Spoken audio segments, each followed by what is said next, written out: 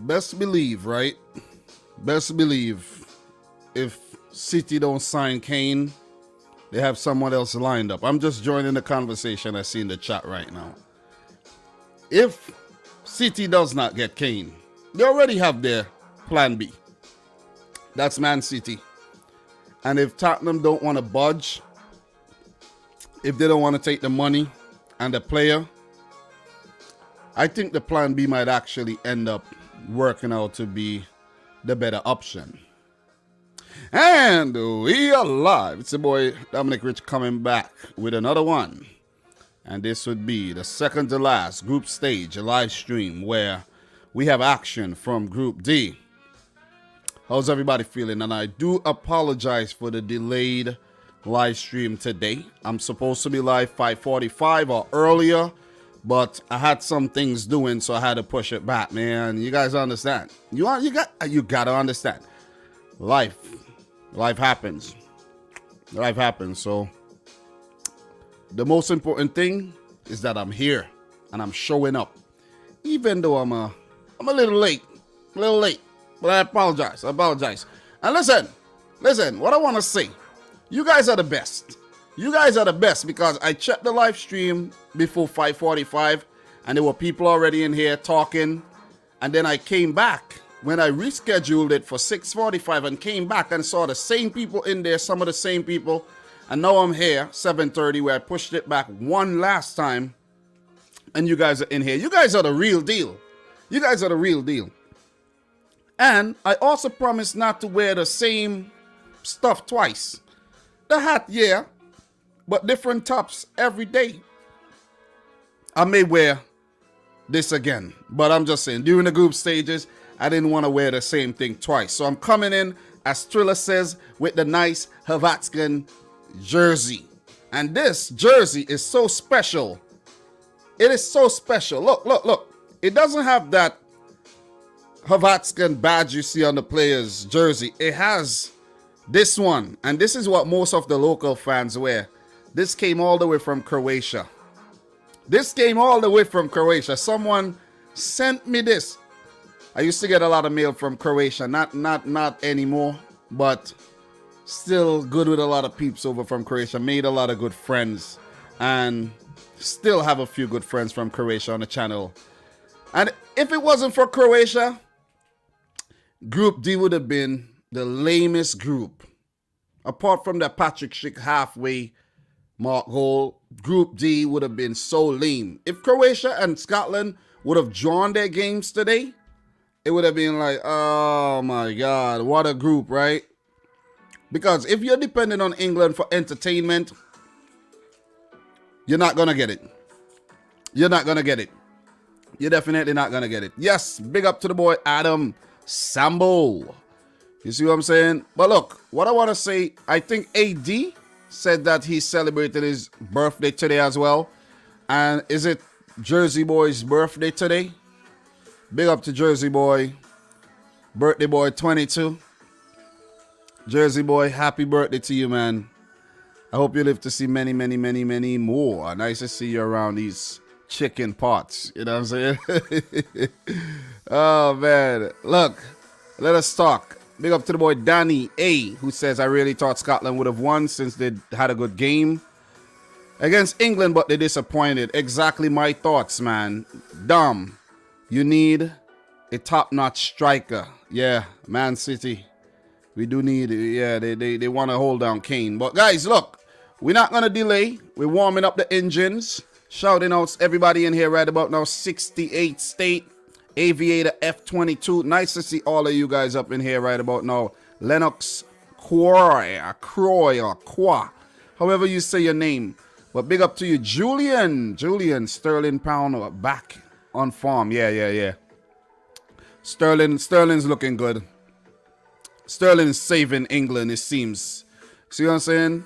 Big up to the boy Lennon Sweet who says, Dominic, I feel so old, man. I have a massive beard. I don't feel old with my beard. Without this beard, I'll look weird, man. So, yeah. But, guys, what are we going to do? We're going to get into proceedings right about now. Before we do, 68 States says, I think England weren't totally disappointing. I think they can win in the round of 16 match. they have in the round of 16 match they have, but they likely won't. Vigo Kovacic. That Modric goal made me lose my voice completely. Zachary Leahy in the house. How's Group F wrap up? We're going to talk about Group F and Group E a bit later at the back end of the stream. So make sure everybody in here stick around for when we get to that part of the live stream. You know what I'm saying? Guys, all my mind was on this evening was I got to get my live stream done. Dominic beardless reveal. Nah, that won't be happening. The last time I shaved my beard completely was back in 2015. And I ain't gonna do it again. I've been like this since 2015. I cut it. If I don't cut it, it would have been really long, but I don't want it to be super long. So what we're gonna do, guys, we're gonna get into the group. We're gonna talk about the group, and we are gonna talk about the games. So let's do this, and we're gonna get into the Group D action. And as I said in my Group D review, my Group D wrap up, guys, it was the most boring group. And as I said in the title, boring England tops the group. How boring were England though? Very, very. You know what I'm saying? You scored 2 goals in the group stages. How impressive, right? How impressive has England been? Not very. You see what I'm saying? How boring were they? Very. You see? So, Thriller saying Dom cares about the community. That's love. Of course I care about the community, man. You guys should have loved. I should have loved right back. You see what I mean? So, Elhan Hernandez. My apologies for going out of topic, but when is the CONCACAF qualifiers? Tear is coming out. Pretty soon, man. Pretty soon. You know, the group stages were pretty hectic in the Euros. So I had to push the other content aside and get this done. So big up to Jersey Boy. Thank you very much for coming through. We'll see you later. And Zachary, England sucks at getting Americans into their sport. Funny, funny, funny. And guys, also, if you haven't yet smashed the thumbs up button, make sure you do so. We're fast out the blocks. We're almost at 50 thumbs up, which is great. That's very, very good. So let's talk a bit about Group D. England tops the group. 3 matches played, 7 points, unbeaten, which is pretty good. And they scored 2 goals, but most importantly for them, they did not concede, which is a positive to take going into the round of 16. Note, good defenses win you titles. And England are showing that they're solid at the back, pretty solid. Tyrone Ming, John Stones, and now Harry Maguire. And you could throw Luke Shaw, Reece James, Kieran Trippier to a lesser extent, and Kyle Walker, Declan Rice, and the boy Calvin Phillips, Jordan Henderson. All these guys protected the defense very well, and you have to throw in the attackers who also help out in defense, because these days most teams want their attackers involved in defense as well. So positive from England, even though they were hella boring. You see what I'm saying? They still ended up top in the group, which is the most important thing. They have a positive goal difference. They didn't concede any. But in the goal scoring department, they would need to improve their act going into the second phase of the tournament, because you need your talisman Harry Kane involved. Because with Raheem Sterling scoring both goals, with Sterling we know he disappears sometimes, and you need Harry Kane on song. It could be a good sign too that England got through the group stages without Harry Kane scoring. It only means that he would actually need to come to the party in the round of 16 and beyond if England moves on ahead of one of the second place team from Group F. And I see a nice comment here. 68 State dropping the heat. Who's boring? England or Sweden? Oh boy, that's a tough one. I'm gonna let the audience decide. Who's more boring? England or Sweden? These teams, it gotta be Sweden though. It gotta be Sweden. They play some negative football, but with Alexander Isak provides a breath of fresh air, and you could throw in Dejan Kulusevski as well, who has been out of the tournament so far, but hopefully we'll see him in the next round. So Croatia coming in second here, guys. Croatia, a typical Croatian performance.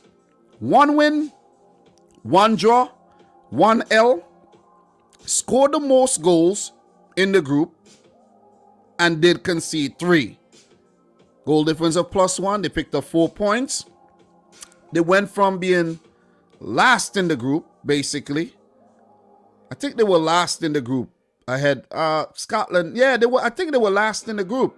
And Scotland were a little bit ahead of them on, I think so. Yeah, Croatia had a negative goal difference. And they bounced back to come in second in the group, which is quite impressive, and we'll touch on that just now. So give it up to Croatia. They made the group a little bit more fun with that big win against Scotland at the end. The Czech Republic, stellar performance. Stellar performance, man. You know what I mean? Stellar performance. If I was into taking my hat off a lot, I'll take my hat off to the Czech Republic, but I don't want to mess up the swag right about now. So I'm not going to go ahead and do any of that. But if you guys are wondering, my head is as bald as Romelu Lukaku's head. You see? Oh, man. Yecho Willems. You could call me Yecho Willems. So, solid performance by the Czechs. They go through with the same record as Croatia, but the Croatians with more goals scored being the separator. Same amount of points, same goal difference, and the third separator being the amount of goals scored comes into play, where Croatia were the most entertaining team in the group with 3 scored. The Czechs weren't too bad with 3 of their own and 2 brilliant goals by Patrick Schick, who actually scored all 3 goals in the group stage for the Czech Republic. And last but not least in the group, but I should say last but least, they did put out a spirited performance against England. And it seems like they had a lot of strength for England, seeing that it's England, you know what I mean? One of the most historic rivalries in football, which dates all the way back to the 1870s. And they put out a freaking stellar performance against England. But when it came to beating Croatia, who they had a very good record against coming into this match, they flunked out. And we're going to get into this right about now. -4 goal difference. 1 point in the group. They could have done a lot better. Scotland failed to get out of the group stages of any major international tournament yet again. So shout outs to my boy Doug. And, sorry that your team couldn't move on to the next round. I know you had high hopes for the team, but as I said when Doug was on the last time, just lower expectations a little bit and it'll help cushion the blow. So let's talk about this game, man. Let's talk about these games. Let's start with the game between England and the Czech Republic, where Czech Republic were host. The game was at Wembley. Raheem Sterling with a 12th minute goal. It was the only goal of the game. I did get to write down a bit of notes for this. I was on the road again. I had to drop my wife's sister, to the clinic. She had to take her daughter to the doctor. So I had to, let's say, what I mean? When you're married to the girl, you're married to the family. You see what I'm saying? Guys, don't ever forget that. So you have to treat the family good. You see what I mean? So yeah, I had to look out. And that's why I was delayed. So I had a very, very good reason. So just to check my notes here, guys. What is very interesting about my note-taking in this England versus Czech Republic match, I only wrote down notes for the first half, because the second half was super boring. I know some of you guys may have gotten some enjoyment out of it, but I didn't. I was more focused on watching the Croatia versus Scotland game, because that one had actual action in the second half, and that one wasn't basically, it wasn't a dead rubber between England and the Czech Republic, because the Czech Republic ended up losing. The Czech Republic could have actually ended up topping the group if they had scored, and the fact that they didn't score, they ended up coming third. So the game had a lot of importance still. So for England, they made 4 changes. You saw Jack Grealish, Kyle Walker, Bukayo Saka, who was a judge star of the match and one of the bright spots from this game, and Harry Maguire coming back after a long injury layoff. He could also be a bright spot for this game as England look to come full strength as they go into the round of 16. There were also players missing, Ben Chilwell and Mason Mount, because then again, yet again, you have a rivalry between England and Scotland, but then because these players are from Chelsea, they went and hug up Billy Gilmore, and Billy Gilmore had COVID. So you see what I'm saying? So, you know what I mean? It just goes back to the whole Eden Hazard thing after Chelsea had beaten Real Madrid, and then Eden Hazard is grinning and laughing and doing all kind of nonsense with the Chelsea players. You see? So if the players had just been a little bit more, let's say, professional and just keep the rivalry aside, you know, just keep the rivalry, let's say not aside, keep the rivalry alive and put the whole Chelsea thing aside, they would have been available, and they are at risk of actually missing the game in the round of 16 as well. So good changes. Jordan Henderson also came off the bench, and let's see who's gonna miss out in his inclusion. Maybe I think Jordan Henderson may start, or maybe not. I don't know. The Czechs, interestingly, have only made 1 change in the tournament so far. 1. And this is pretty cool because it shows that the team has continuity. They want to stick to one set of players, and they have an identity that they want to preserve. Got to give it to Kufal, Shusek, guys like Kroll, Hlozek. All these guys coming through. Darida. These guys look good. Patrick Schick. It's a solid team. It's a solid team. It's a very, very, very solid team. Vaklik, the goalkeeper. Holesh. These guys are quality. I think Masopust. Didn't know Masopust play. Yeah, Masopust. You see what I'm saying? So quality team, man. Quality team. Chelutska. Quality team, and I'm happy for them that they actually went through. Yaroslav Silhavi has been doing a solid job with the team. But just to go back to the analysis, bright start by England, and yet again, England hit the post early on in the match. This would be for the 3rd match running that England has hit the post. This was Sterling this time, and it was a very, very, really juicy ball by Luke Shaw. It was actually nice to see Man United and Manchester City linking up for England, almost combined for a very, very, very lovely goal. Sterling, his goal came in the 12th minute, brilliantly set up by Jack Grealish, who I think this is his first competitive start for England, if I'm not mistaken. Brilliant left-footed cross to give us a preview of what could actually happen if City managed to pull off the signing of Jack Grealish this summer. Oh boy. Ooh. I know Man City is actually bidding for, according to the rumors, bidding for Harry Kane. But if Man City really want to bring in a player who could link up with another player currently at the club, maybe Lukaku could be the man. You see Kevin De Bruyne and Lukaku linking up time and time again, and the communication is there. I'm not saying that Harry Kane won't be a good signing, but his form at the Euros right now is kind of worrying for England. You see what I'm saying? After a good start for England in this match, Harry Kane did get his shot, but it was well saved by Vashlik. Very good chance, not taken again.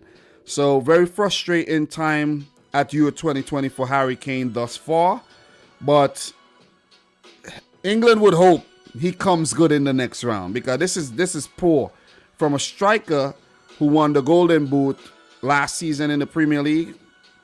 and has been up there in goals for many, many seasons, and he got the most assists. So it's just weird that he hasn't really been involved amongst the goals, and he hasn't really been threatening. You see what I'm saying? You know what I mean? So let's see how Harry Kane does in the next round. There was a 27-minute shot by Holesh, forced a good save out from Pickford. And it was a good period of play for the Czechs. Very, very good period, where around the 35th minute, Thomas Šusek did get a chance that he put wide. But my conclusion, first half, England more dominant. The Czechs were solid. England led 1-0 at halftime. They came back in the second half. We had a few changes made at the beginning of the first half. The Chevclick coming in for Yanto and Henderson for Declan Rice. The 45th to the 60th minute, very cagey affair. Both teams going at each other's heads. And the game just fizzled out. A few changes were made in the second half. A few players got a run out. Jude Bellingham came on. And it wasn't the most entertaining game. Seriously. It wasn't. But good on England's behalf, keeping the Czechs quiet. And the Czechs put out a solid performance, just keeping it down to 1 goal. Because England did get their chances. Definitely. Could say Grealish had a good game. Saka was a big bright spot here. And it's interesting now that Saka had a good game, even winning star of the match. What happens with Foden? You see what I'm saying? Like, do you persist with Saka or do you bring back Foden? So Gareth Southgate has a conundrum on his hands. I think this could definitely be the Achilles heel for this England team. Because with such talented players in the squad, you don't really know your best combination because you keep chopping and changing all the time. And there's quality in the team, I know. But there's also the fatigue factor you have to, you got to think about, because these players have been playing all season, even from after Project Restart. Then they played all season, 50, 60 games, and then they come straight into this tournament that should have been played last year. So that's the reason why Southgate has to be rotating like this. He doesn't have to, but he does rotate so that he could keep the squad fresh. But what I'm saying, going into the next round, he would need to get his selection spot on. And I think it's going to be a problem. Definitely it will be a problem.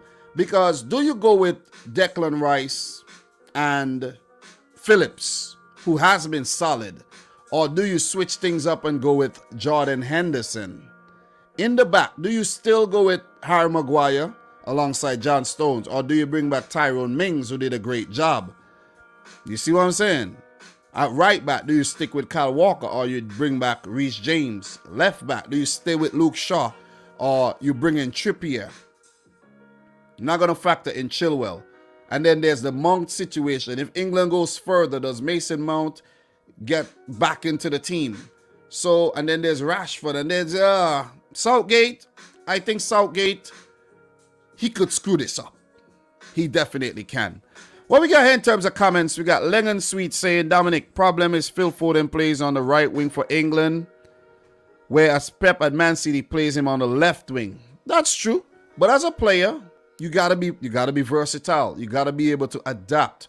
If one manager wants you to play as a false nine, that's where you're gonna play. Or else you sit on the bench. If you need it as an attacking mid, and that's what's best suit the team, you play as the attacking mid.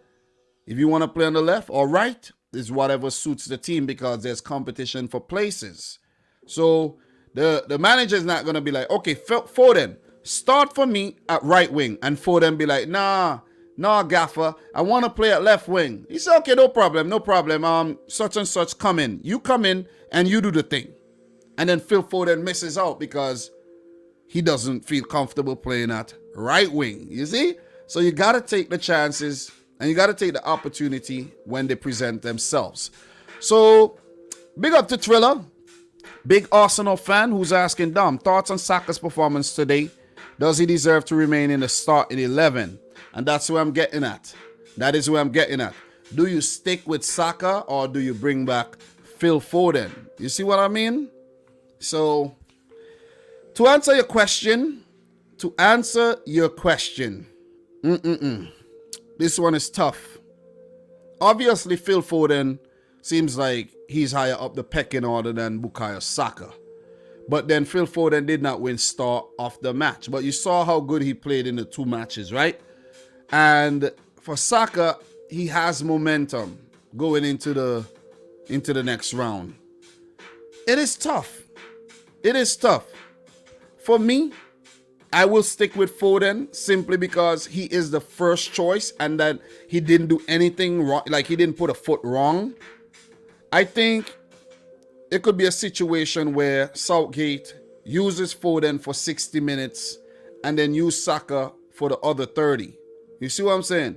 And then there's Jack Grealish, and then there's, so it goes back to where I said it's going to be a problem. It is going to be a problem for Southgate picking this 11 going into the round of 16 game against one of France, Portugal, Germany, or Hungary. Where England, right now, they might be wishing it's Hungary, but as I said in my review video, Hungary might just be, if Hungary ends up getting out the group, you don't want to play Hungary. You see what I'm saying? So that's just my thoughts, man. Big up to the boy Adam the Great. Love the jersey, Dom. It's true lad. Supporting all the way from NY. That's what I'm talking about. And look, I know. I did predict Croatia to lose the game. I don't know if you guys know this in here right now. If you're in here right now and you don't know this, I did predict Croatia to lose the game. And it was on merit. But something within me was telling me to predict Croatia to win. They're that type of team that doesn't do well and then they bounce back. But I was like, I just went with Scotland. I give Scotland a chance. Initially, I predicted Scotland to come dead last in the group. I got this group spot on. This group, predictions, spot on. First, second, third, and fourth. So, pretty good. But on merit, I said, you know what? This Croatian team isn't showing me anything, you know what I mean? Let me just predict Scotland. So, I don't have any regrets. I did mention that if Croatia turned things around and actually win the game and did it well, it meant that we had a good day of football. And we did. Imagine if that game had ended in a draw. Would have been here talking about, what would we be here talking about? Maybe we'll be doing some transfer news or something. You see what I'm saying? Because we'll have absolutely nothing to discuss. Because both Croatia and Scotland would have got knocked out with a draw. But good win for which, Rennie. So 68 State. Saka really brought a ton of pace and played fantastically. Definitely a standout player. He ought to start, in my opinion.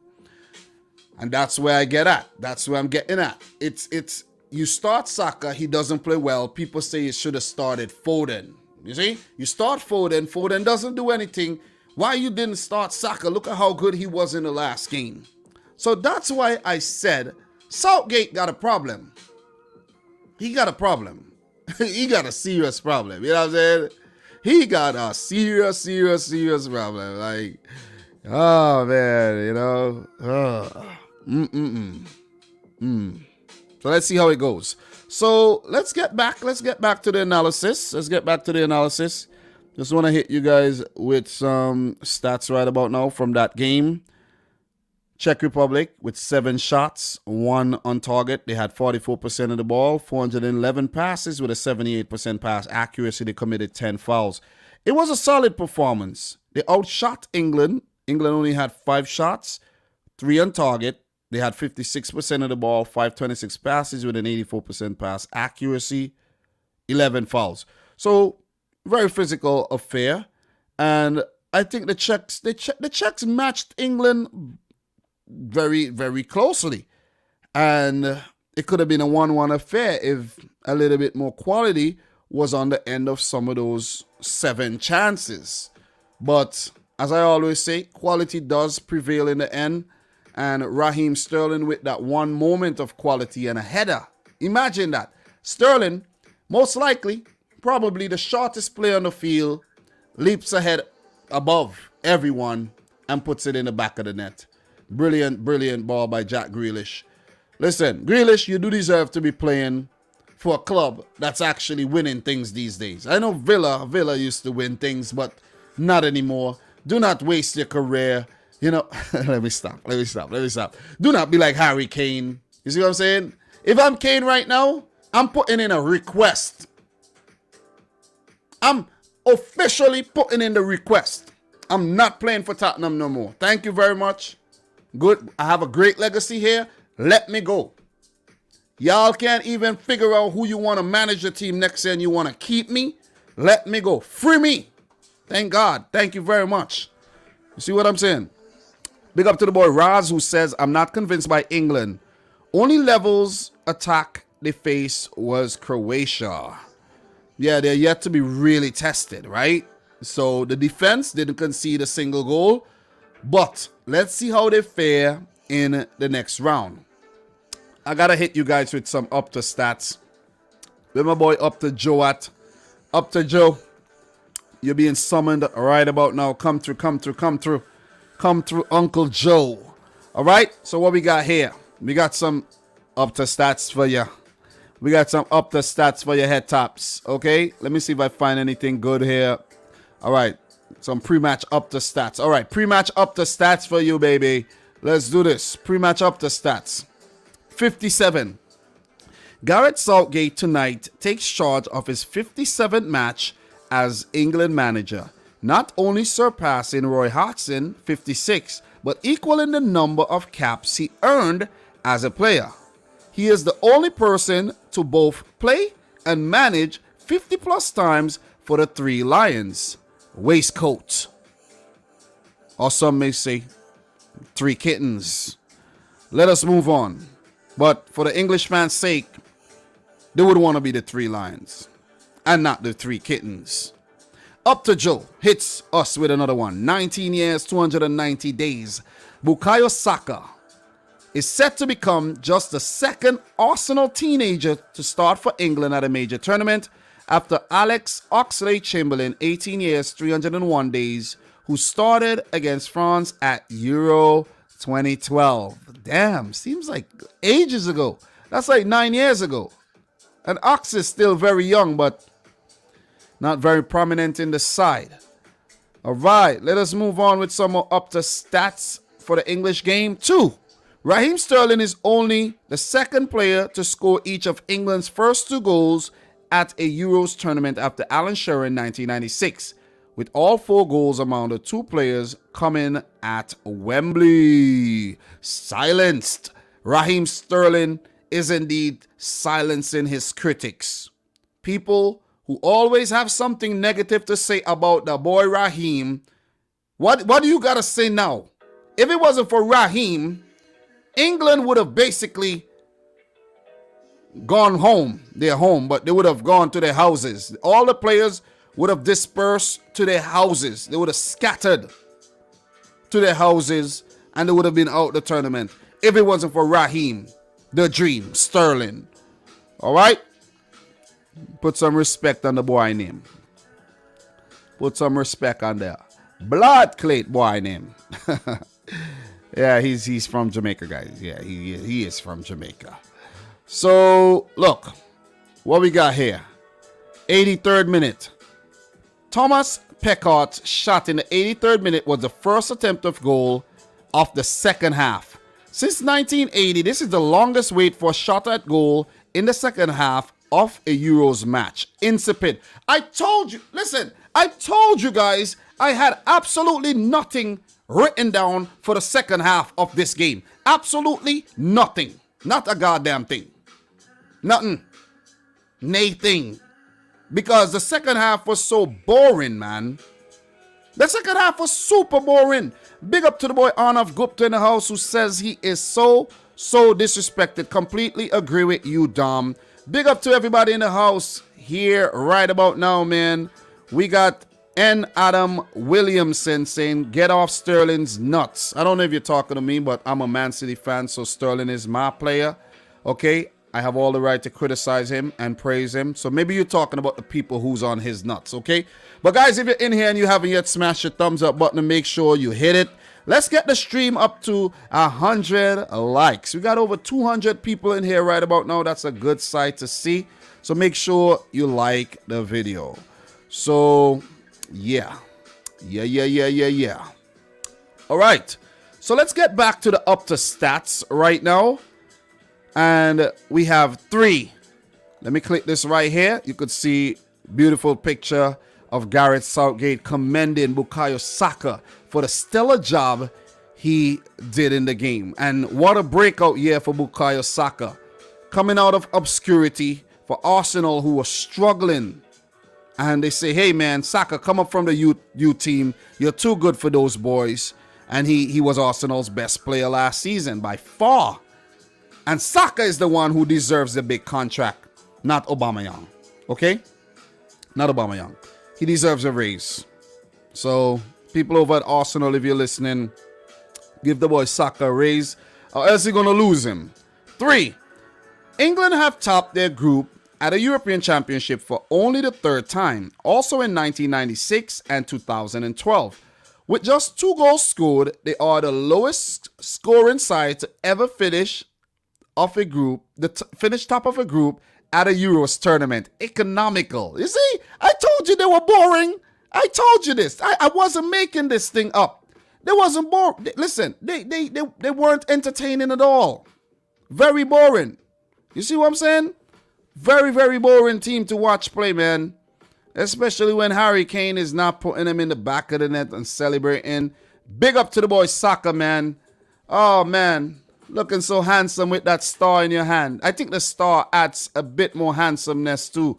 You know, lovely, lovely trophy. Lovely trophy, man. Your mom and dad would be very, very proud of you. Oh, man. You made me proud, Saka. Echoing the words of his dad. 5. Bukayo Saka's 5 completed take-ons are the joint most by an English teenager at a major tournament since we have full data for the Euros 1980 and World Cup 1966, equaling Raheem Sterling in 2014 versus Uruguay and Michael Owen in 1998 versus Argentina. Wavy. Big up to Saka. And he's so versatile, man. He could play at left back. He could play on the wings. He could play in midfield if you need him. Oh, man, what a player. What a player.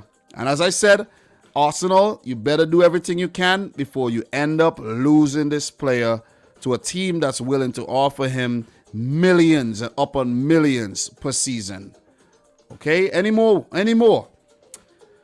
No European Championship finals on record has seen fewer shots than England versus the Czech Republic. 12. It was dull. We know that. Scotland exit the tournament with their heads held high. We look back at Group D. Scotland. Yeah, we're not going to go into that. But I was spot on. Boring football. Again by England. Not the Czech Republic. They scored a goal from the halfway mark. You know, you could forgive them. But England have not done anything spectacular yet. Are they saving the spectacular stuff? Are they saving the spectacular stuff for the round of 16? And big up to the boy Dave Valensky coming in with the $4.99 super chat saying, Italy is improving to me. Italy is proving to me, and they are improving as well. A little bit of dyslexia there shown by your boy Dominic Rich. I'm not dyslexic or anything, but Italy is proving to me that they were the best team going in, and they're probably going to be the champion. Look, the Italians have looked really good. They have looked good. They haven't conceded a goal. They're breaking records after records. They have looked good in goalkeeping, defense. Well, that's part of the goal defense as well. The midfield and the attack. No real big stars like a Ronaldo or a Harry Kane, or no standout players really when you really think about it. But they play as a unit. And I won't be surprised if Italy go on to lift the trophy at the end of the tournament. I really won't. They look resolute in all departments, and they look sharp. They look very, very sharp. You see what I'm saying? Very sharp. You see, like the late, great Peter McIntosh said, I'm like a stepping razor. Don't you watch my size? I'm dangerous. Sharp and dangerous, the Italians. So thank you very much for the $4.99 super chat there, Dave. Appreciate you, man. Appreciate you. Thanks again to Thriller for dropping a super chat as well. You're the boss. You're the real deal. So we're going to go back to the little inset here. And we're done with the up to stats. What I want you guys to do is to just let me know your final thoughts on England. We will talk about them some more because we got to talk about who they play in the next round. And as a matter of fact, let's do that right now. Let us do that right now. That just give me a great idea. Let's do it. Let's do that. I know you guys want to. I know you guys want to see the visuals. So let's go all the way down. Let's go all the way down, and we find England. England, their game will be in London, and that's beneficial for England as well. Very, very good. If England had actually, if England had actually come in second, they would have gone over to Copenhagen. So coming in first in the group, and this is something that we did not talk about. It was important for England to top their group so they could be at home. They would want to be at home. The semis and the final will be at home for England. So they would want to get there. They would have that home advantage. And I've heard it through the grapevine that there would be 60,000 fans at the semis and the final. So England would want to book their trip there. But right here, guys, just take a look at where England are and their bracket. They would play the runner-up from Group F. And right about now, in Group F, who do we have in second place right about now in Group F? Let me just check that. Group F, we have Germany. But the thing is, I don't really fancy this English team against France, Germany, nor Portugal. Seriously, I don't. And I don't know how many English fans are actually confident about playing one of those three teams. Hungary, yeah. But France, Germany, Portugal, it ain't going to be looking good at all. And I have a sneaky feeling it's going to be one of those teams. All right? So England versus one of Germany, France, or Portugal, right? If they do defeat one of those teams, they meet the winner of Group E against a third place from B, C, or D. So we're just narrowing down the options, B, C, or D. All right, so we go back right here. First in E could play B, C, or D. Still, B, C, or D. And if we go to the table, E, let's go back. Let's go back down here. Let's see who they could play. B, C, or D. So B, C, or D. Ukraine a third. So if Ukraine gets through, one of the teams that the group winner of E can play is Ukraine, right? D. The Czech Republic could meet the winner of E, right? So England could meet the Czechs again in the quarterfinals. Then we have B. And in B, we have Finland. So if England are able to get past that Group F opposition, and let's say Sweden wins Group E, let's say Sweden wins Group E, or even Slovakia, we don't know. We don't know who's going to win Group E yet. England would have a path into the quarterfinals, but they have to beat that team from Group F. And even though they get past that team from Group F, they will meet another team. They could meet another team from Group F. So, look, if you want to win the tournament, you have to beat the best of the best. And England, they can't be intimidated by anyone. They have to just put out the best 11, go out there, play the best football they can, and win the game. Remember, football isn't being played on paper. Sometimes we tend to play it on paper, but it's not. And this England team is very, very, very intimidating on paper. but it's a different thing when they go out on the field sometimes. You see what I'm saying? So that's what could happen with England. As for the Czechs, we will talk about Croatia after we talk about the Croatia game. But as for the Czech Republic, they came in third. And third from Group D could play. You just check the brackets here. Third from Group D could play the winner of E, and they could meet the Netherlands. So 2 options for the Czech Republic. Third from Group D would meet the Netherlands, or third from Group D could meet the winner of E. That could be Poland, could be Spain, could be Sweden, could be Slovakia. So, not bad. Not bad at all. You come in third, you have to face the wrath of the winner of a group. So, not bad. Remember Portugal, they came in third. What did they do? They went on to win the whole tournament. So, you're not out. You're not out. You are not out if you come in third. So, solid stuff by the Czechs. Overall, solid stuff by England. What are you guys saying in the chat right about now? Aviator F22 coming in with some really good comments. I got to give it to you. He says, the Czechs let me down today. I picked them to win. Let me turn the fan on. It's getting hot as hell in here, man. Jesus Christ. I could just hear that Nelly song right now in my head. It's getting hot in here. Oh, man, but I won't be taking any clothes off at all. That's very inappropriate. But, guys, what else are you guys saying in the chat? Stu Mac, Dom, 2 things. If France, horse Portugal, and Germany, horse Hungary. 1, Portugal could be out. And 2, England could face France. Listen. It's going to be tough for England in the next round. But believe me, guys, anything could. It's tournament football. Anything could happen. Anything could happen on the day. Swapnil Mishra. England are out in the round of 16 no matter who they play. Oh, man. No belief whatsoever. Absolutely no belief. Guys, make sure you smash the thumbs up button for the live stream. Let's get the stream up to 200 thumbs up. We got a whole lot of people in here. This has been the best turnout of the whole Euros. This is my 11th live stream in a row. You guys smash up the thumbs up button for the effort, man. Do appreciate it. So what else we have here? Let me see. We have in terms of comments. Let me see. So Michael Talbot.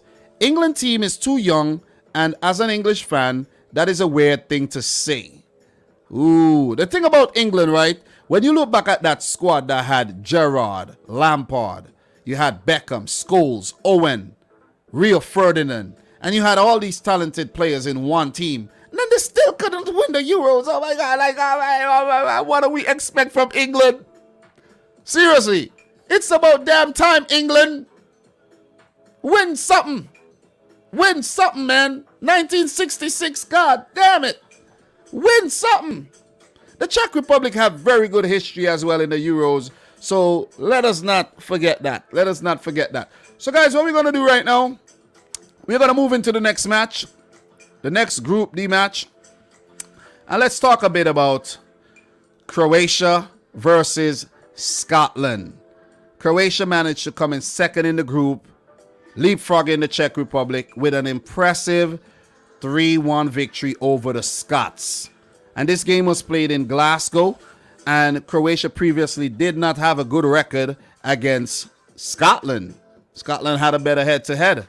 But against all odds, the Croatians prevailed. And we know that's what this Croatian team is like. That's part of their DNA. They embody that fighting spirit. Their name is Vetreni, after all. Filled with fire, but they got ice in their veins. You see what I'm saying? Vlasic, 17th minute. Great ball played into the box by Modric. I think that was Modric, right? I was watching 2 games at the same time, guys, so pardon me. And Scott McTominay and the Scottish defense did not deal well with that ball at all. And it fell nicely to Vlasic, who put it in the back of the net. And the CSKA Moscow guy has been one of the bright spots for this Croatian team after their 2018 World Cup, their run to the final. Vlasic has been one of the breakout players after that. where we have seen guys like Mandzukic, we have seen Subasic, Strinic, and even Ivan Rakitic moving on from the national team. And I know I'm maybe leaving out a few more names like Charluka, and we haven't seen guys like Filip Bradaric since. But when you have Vlasic coming through, it gives the Croatian team some hope. It gives the Croatian team something to believe in.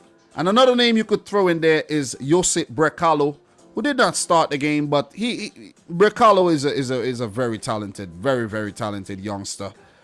Then we had a goal in the 42nd minute by Callum McGregor. And guys, a fun fact for you, Callum McGregor becomes the 5th player with their surname starting with Mac to score for Scotland.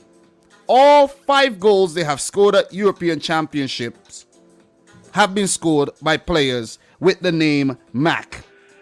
Isn't that a good stat? Tell me, isn't that a good stat? Isn't that a good stat? Listen, you could call me Dominic Mac Rich if you want, all right? That's a cool name. That's a cool name. You see what I'm saying? So, do we have any fire in the comments right about now? Any fire in the comments? Let me see. Oh, it's Kovacic. Oh, I'm not talking about the Modric goal though. Listen, Aviator Mac F22. Not talking about that goal yet. We haven't got there. You jumping the gun. That goal is too good to jump the gun on. It's way too good. But McGregor, that was a good goal. Croatia failed to deal with 2 vertical balls that came into the box. Didn't deal with them well at all. It fell nicely to the Celtic man who blasted it past Dominic Livakovic, who wasn't really that busy, but he was made to dive across his goal then in vain. Scotland back in the game, and I'm like, okay, seems like I might get my prediction right after all. It seems so. But Modric, even Zlatko Dalic, who I think has been getting a little better in the tournament with his selection. Because if you go down and you watch the selection, right, look at what he did. Just look at what he did. I'm just going a little off tangent here right now with the analysis. Juranovic at right back. He had a solid game. And the reason why he brought in Juranovic is because Šime Vrsaljko does not have a very good engine. He breaks down very often. So you do not want to persist with Vrsaljko. And when you have Juranovic that you could actually bring on in place of Vrsaljko, and maybe in the next round you would bring on Šime Vrsaljko, who is a more quality player than Juranovic, but Juranovic did take his chance today. Look at the Brozovic inclusion today. He didn't have a good first game against England, so yeah, you drop him against the Czech Republic, and now you bring him back. And then he did, he gave you a better performance. He took out Brekalo. You see what I'm saying? And I think Petkovic came in. I didn't think Petkovic started the last game. I might be wrong. But these are the things that Dalic has done. And yeah, this is the Dalic that we saw at the 2018 World Cup. And I think it's because Croatia, they had a scare, and they realized that they could have been missing out on the round of 16, and that would have been very embarrassing. You made it to the World Cup final, came in second, and then you go to the Euros and you flop like Russia? You flop like Russia? Come on. No. That would have not been a very good look for Croatia. And they came back in the second half there, man. And oh my God. Listen. I got to talk to some of you people right about now. I got to talk to you. Let me talk to you, right? Let me talk to you. You see, those of you who always say, yeah, Modric did not deserve the Ballon d'Or. They should have given it to Van Dijk, this. That's what people said, right? I think that was, I think that was a Van Dijk Ballon d'Or. And then after that, it was the Messi Ballon d'Or. And then they didn't give Ballon d'Or to anybody last year. And then we're going to have Ballon d'Or again this year. Modric deserved that Ballon d'Or in 2018. And he is reminding us all that he deserves that Ballon. He deserved the Ballon d'Or. Listen, a lot of players would have blasted that shot way over. Rosed, or Rosie for the people in America. What a skill. This man hit it with the outside of his freaking right foot, you know. He needed a left-footed shot. But he said, you listen, man, I'm going to just hit it. I'm going to just do a Quaresma. Let me just Quaresma this. You see what I'm saying? Let me just Quaresma this. Let me just Quaresma this. Awesome. That was at first, I didn't know that's what he did, you know. But when they show it back from a different angle, I'm like, oh my God. And it took that type of quality to destroy the Scotland's team's confidence. It literally shattered their confidence down to dust. It was that good. It was that good. I gotta go back. Listen, man, I gotta go back. I can't get carried away here. What a goal. What a freaking goal. That was awesome. That was awesome. Then Perisic in the 77th minute. Listen, man. Look. The boy Ivan Perisic. God damn, what a header. What a glancing header. Luka Modric with the corner. Listen, man. It seems like this Croatian team is heating up. It seems like they finally coming good.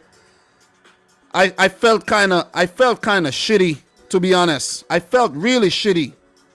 I felt real shitty when I predicted them to lose the game. I'm like, oh my God. I'm like, listen, man. Listen, how am I supposed to face these Croatian fans now? But I know how I face the Croatian fans. I keep it real. I say, listen, man. Yes, I predicted you guys to get out the group. But on merit, you weren't playing well. And I didn't have any confidence in the team. And I predicted the team to lose based on how Scotland were playing. Okay.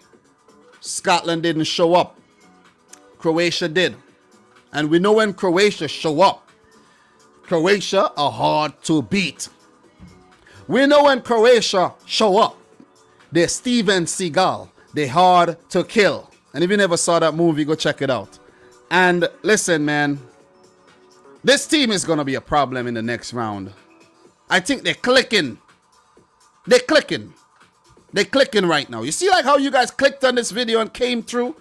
Croatia are clicking. They're clicking, man. They're clicking, and they're clicking at the right time. But I don't know, for the life of me, I don't know why Croatia loves to do that to their fans, though. Why do they do that to their fans? Why? Why do they have the fans at the edge of their seats all the time, biting their nails off? You see what I'm saying? Why do they do that? Have them nervous, sweating. They wind up their fans. And I think the victories are sweeter when you wind up the fans and then you deliver. And that's what Croatia did on the day. Listen, Scotland weren't too bad. They weren't too bad. They tried.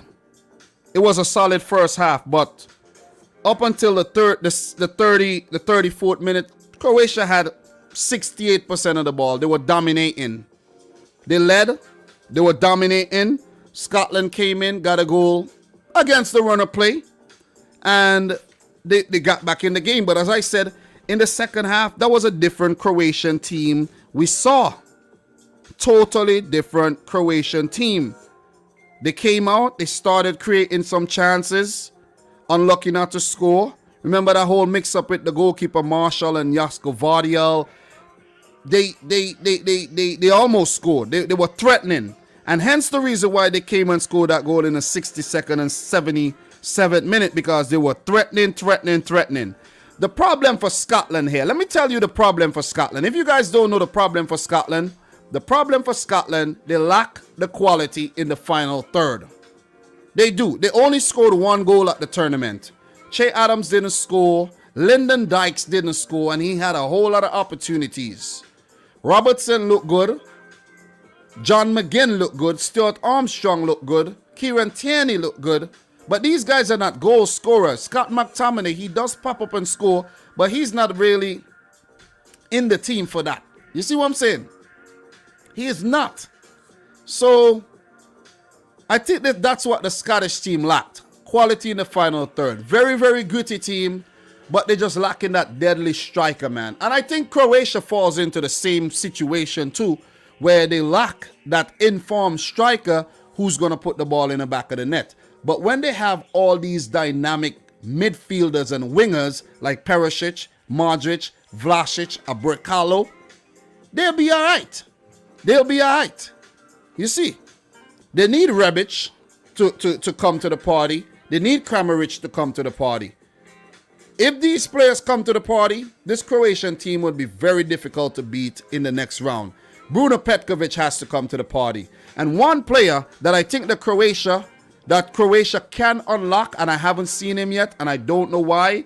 I didn't even get to look at the bench here. Let me look at the bench and see if he was amongst the bench. He's not featured yet. And that player is Mislav Orsic. Is he even in the squad? Is he even in the Croatian squad? I've been looking for this guy for the whole tournament and I haven't seen him. Maybe he's injured. He gotta be injured. There's no other explanation. Even Nušec is a good talent coming through as well. And Borna Barisic did get a run out. He does play football in Scotland, so that was a nice gesture by Zlatko Dalic to send him out to get a sweat. And yet again, guys, the passenger Milan Badel has not featured. You Croatian fans in here know Milan Badel gets included in every Croatian squad and he never starts. He doesn't play. This guy, listen, I don't know who you know, Milan Badel, but I want to know who you know. See what I'm saying? Maybe they could buy me a free ticket to Zadar, Croatia or something. Listen, Dejan Lovren will miss the next game because of yellow card accumulation, and Duja Chaleta would get his well-deserved place in the team because I think he's a quality defender. And it could either help or it could either hurt the Croatian team in the next round. Scotland needed to throw the kitchen sink at this Croatian team. They needed 3 goals, and the fact that they don't have a clinical striker, it was beyond impossibility that Scotland were going to actually come back. And even they struggled. They really struggled in the final third. You also have to give some credit to Livakovic, Vida, Lovren, and especially, I think this guy is Croatia's breakout player of the tournament. And his name is... Wait, you know what? I'm gonna ask you guys. This is a quiz. Who has been Croatia's breakout player of the tournament? Let me see if you're thinking what I'm thinking. I want to see if you're thinking what I'm thinking. Let me know if you're thinking what I'm thinking. Come on, hit me. Hit me. Let me see how many people got it right.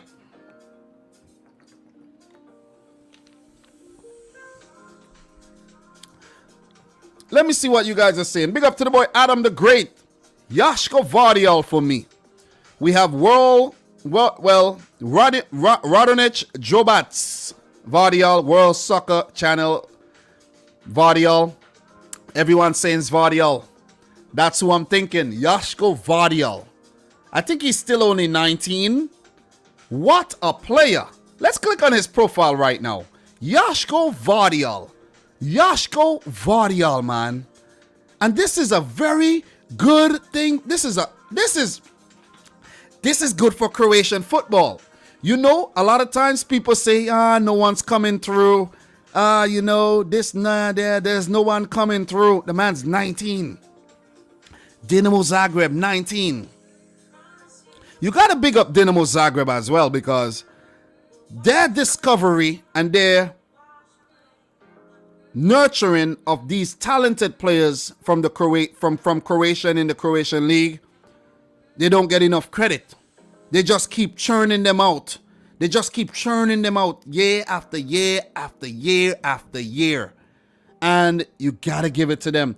I have something to also share with you guys before I forgot. I got to share this one with you. I definitely have to.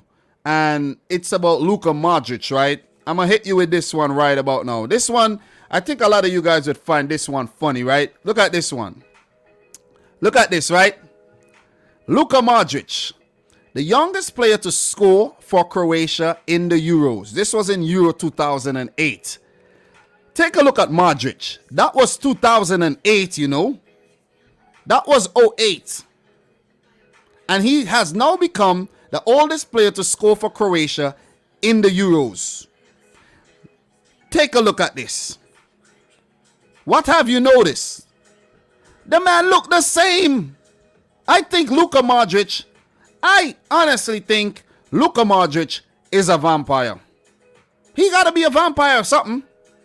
He has to have some type of magical vampire skills right now, because how do you look the same from 2008 and in 2013? Is he related to Pharrell Williams or something? Gotta be. Got to be. Because what's going on here? That's the same player. Look. Same. The only difference is he has a Ballon d'Or and a couple quite a few Champions League titles. That's the only difference. So big up to the boy Luka Modric, man. You know, Croatia's heart and soul, and they are working towards developing players that would take the mantle from Luka Modric when he moves on. And guys like Vardiol, guys like Brekalo, Ivan Nušec, and of course Nikola Vlasic comes to mind. And I think Croatia would keep churning out these talented players. Very small nation, and what they do is beyond underrated. Gotta give it to them. Even though I predicted them not to get through, last minute thing, I got to give them the credit now, because they proved me wrong. They really, really proved me wrong. Rodinich says Modric the maestro. We have RFC 55. Scotland put England in their place. I think Scotland only has strength for England. Adam the Great. Dinamo is similar to Benfica, having breakout stars and selling them to top 5 leagues, except Dinamo winning their league. And the thing about Dinamo, you got to give Dinamo some credit too, because they knocked out Tottenham, even though they keep selling their best players. They sold Dani Olmo to Leipzig, and without Olmo, they still managed to beat Tottenham. Mislav Orsic. Well, the only reason why Mislav Orsic isn't really, I don't think he's going to move to another club right now, because he has already done that. What with Orsic, it was basically a return to Croatia, and Petkovic as well, it was a return to Croatia. So I don't think you'll see those guys going out anytime soon. I think Livakovic could play for an Italian club, like let's say like a mid-table Italian club. He would suit one of those teams. So the team, I think the team would refresh itself, and they'll be all right, man. They'll be all right. Shimpu Pimpu, what a name. Who says Vardiol is also going to Leipzig next season? Correcto. I am aware of that. So Alfred Alejandro 2012 says, keeping an eye on Copa America 2, Brazil versus Colombia should be good on Thursday night. What we could do, guys, maybe we could do a Copa America feature. Maybe we could do a watch along. I'm not sure. My wife says she's not going to work Thursday night. So I'll see what's happening there. Adam says, I've read that AC Milan would like Livakovic. Won't be a bad keeper. I don't know. To be honest, he's good. He's very good. And that would be a test for Livakovic to step his game up. That would definitely be a test for him to step his game up. So, guys, if you're in here and you haven't yet liked the video, make sure you smash the thumbs up button. Listen, like the video for this handsome face right here. Come on. Have you seen any other YouTuber doing football stuff with this face so handsome? Come on, guys, smash up the thumbs up button. Let's get the stream to 150 thumbs up while we're live for the first time. We have never done it. If we get to 200, that'll be even better, because we have never done it. And I've been live every day since the Euro started, with the exception of the first day. And we will be live every day. There's round of 16 games. That's 4 days. We will be live. That's Saturday, Sunday, Monday, Tuesday. Then 2 more days we will break, and we might even drop in to do a live stream then. And then we have the quarterfinals, semis, final. We're riding it. You're riding it till the wheels fall off. All right? So make sure you smash the thumbs up button, guys. Let's get back to the analysis. We have to get back to the analysis of this game. We're pretty much done, pretty much wrapped up. Quality stuff by Croatia. Went ahead. They were never behind in the game. Scotland level. But those 2 goals and the way, when Ivan Perisic scored that goal, the way he celebrated, you can tell he knew job done. Job done. J-O-B completed. Here's my work order. See you tomorrow. Thank you very much. Appreciate working with you. Job done. And I'm happy for Croatia. I'm happy for Croatia. See what I'm saying? I was all doom and gloom yesterday, but I am happy for Croatia. It's nice to still have them in the tournament. So, Croatia with 11 shots at goal, 6 on target, 3 in the back of the net. And it goes back to the point where I was making about quality. Scotland also had 11 shots at goal, but only 3 of those on target, 1 in the back of the net. They had 33% of the ball, 308 passes with a 77% pass accuracy. Croatia with the quality. 643 passes attempted, 88% pass accuracy. Quality stuff. Scotland had their chances. 7 corners. And you're unable to breach Livakovic. Come on. This is something that Scotland needs to work on. Or maybe they should have protected Billy Gilmour a lot better. Because sometimes I don't understand how these players are catching COVID, you know. For the life of me, I do not understand how these players are catching COVID. Like, you know, you're playing football in a tournament and they still be doing some careless, reckless things. Seriously. This is not Hungary, okay? This is not Hungary. You do not live in Hungary where you can go, score a goal, and celebrate with the fans. This is not Hungary. That was England. A little bit more, you know what I mean, discipline needed by guys like Billy Gilmour may have cost his team a place into the round of 16. So, in terms of some up to stats, you know, I got to hit you with them up to stats, guys. And then what we're going to do, we're going to move into the predictions for tomorrow's games, where we have another nice, juicy session coming up, guys. So make sure you stick around, like the video, share it out on your socials if you can. Tell a friend about your channel. Listen, tell your mom, tell your dad, let them tune in. I got jokes for them too. I got analysis for their head tops too. You see what I mean? I'm probably the same age as some of them. So, you know what I mean? We could chill. We could hang. Let's go. Let's get some stats from this one. Let's get some stats. Making sure I give you guys a complete analysis, man. Complete breakdown. Players. And all of that good stuff. Let's find it. Let's find it. What we got here? All right. Wait, let me see. What was this? What was this? I want to make sure I give you guys all the good stuff. All right. Okay. Got something for y'all. Got something for y'all right now. Okay. 1.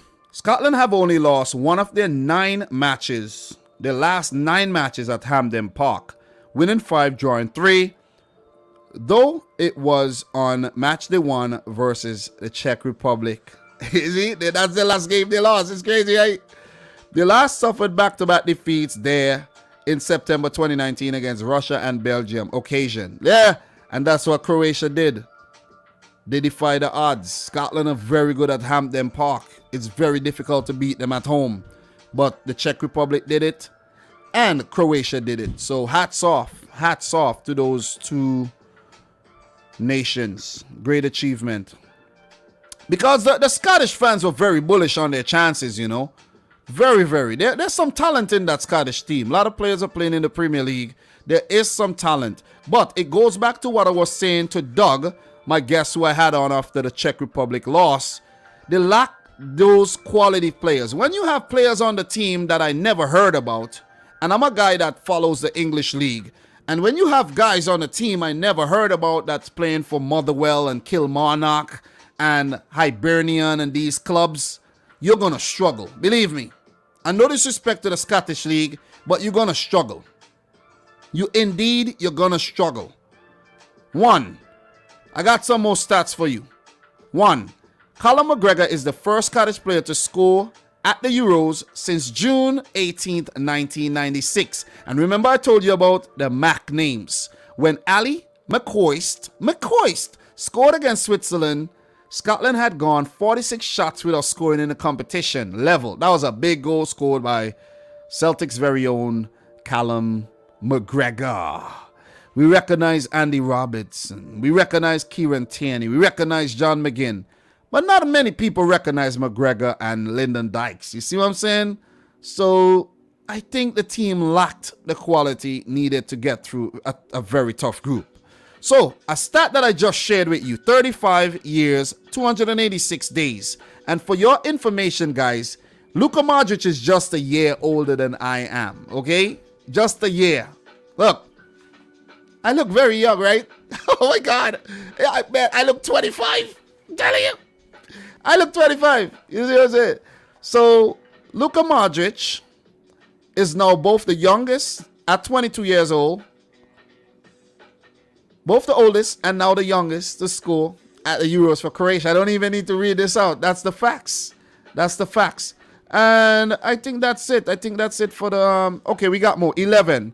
Scotland have been eliminated at the group stages in all 11 of their appearances at major tournaments. Euros and World Cup. Arrogance. What else we got here? I think that is it in terms of up to stats. So guys, talk to me.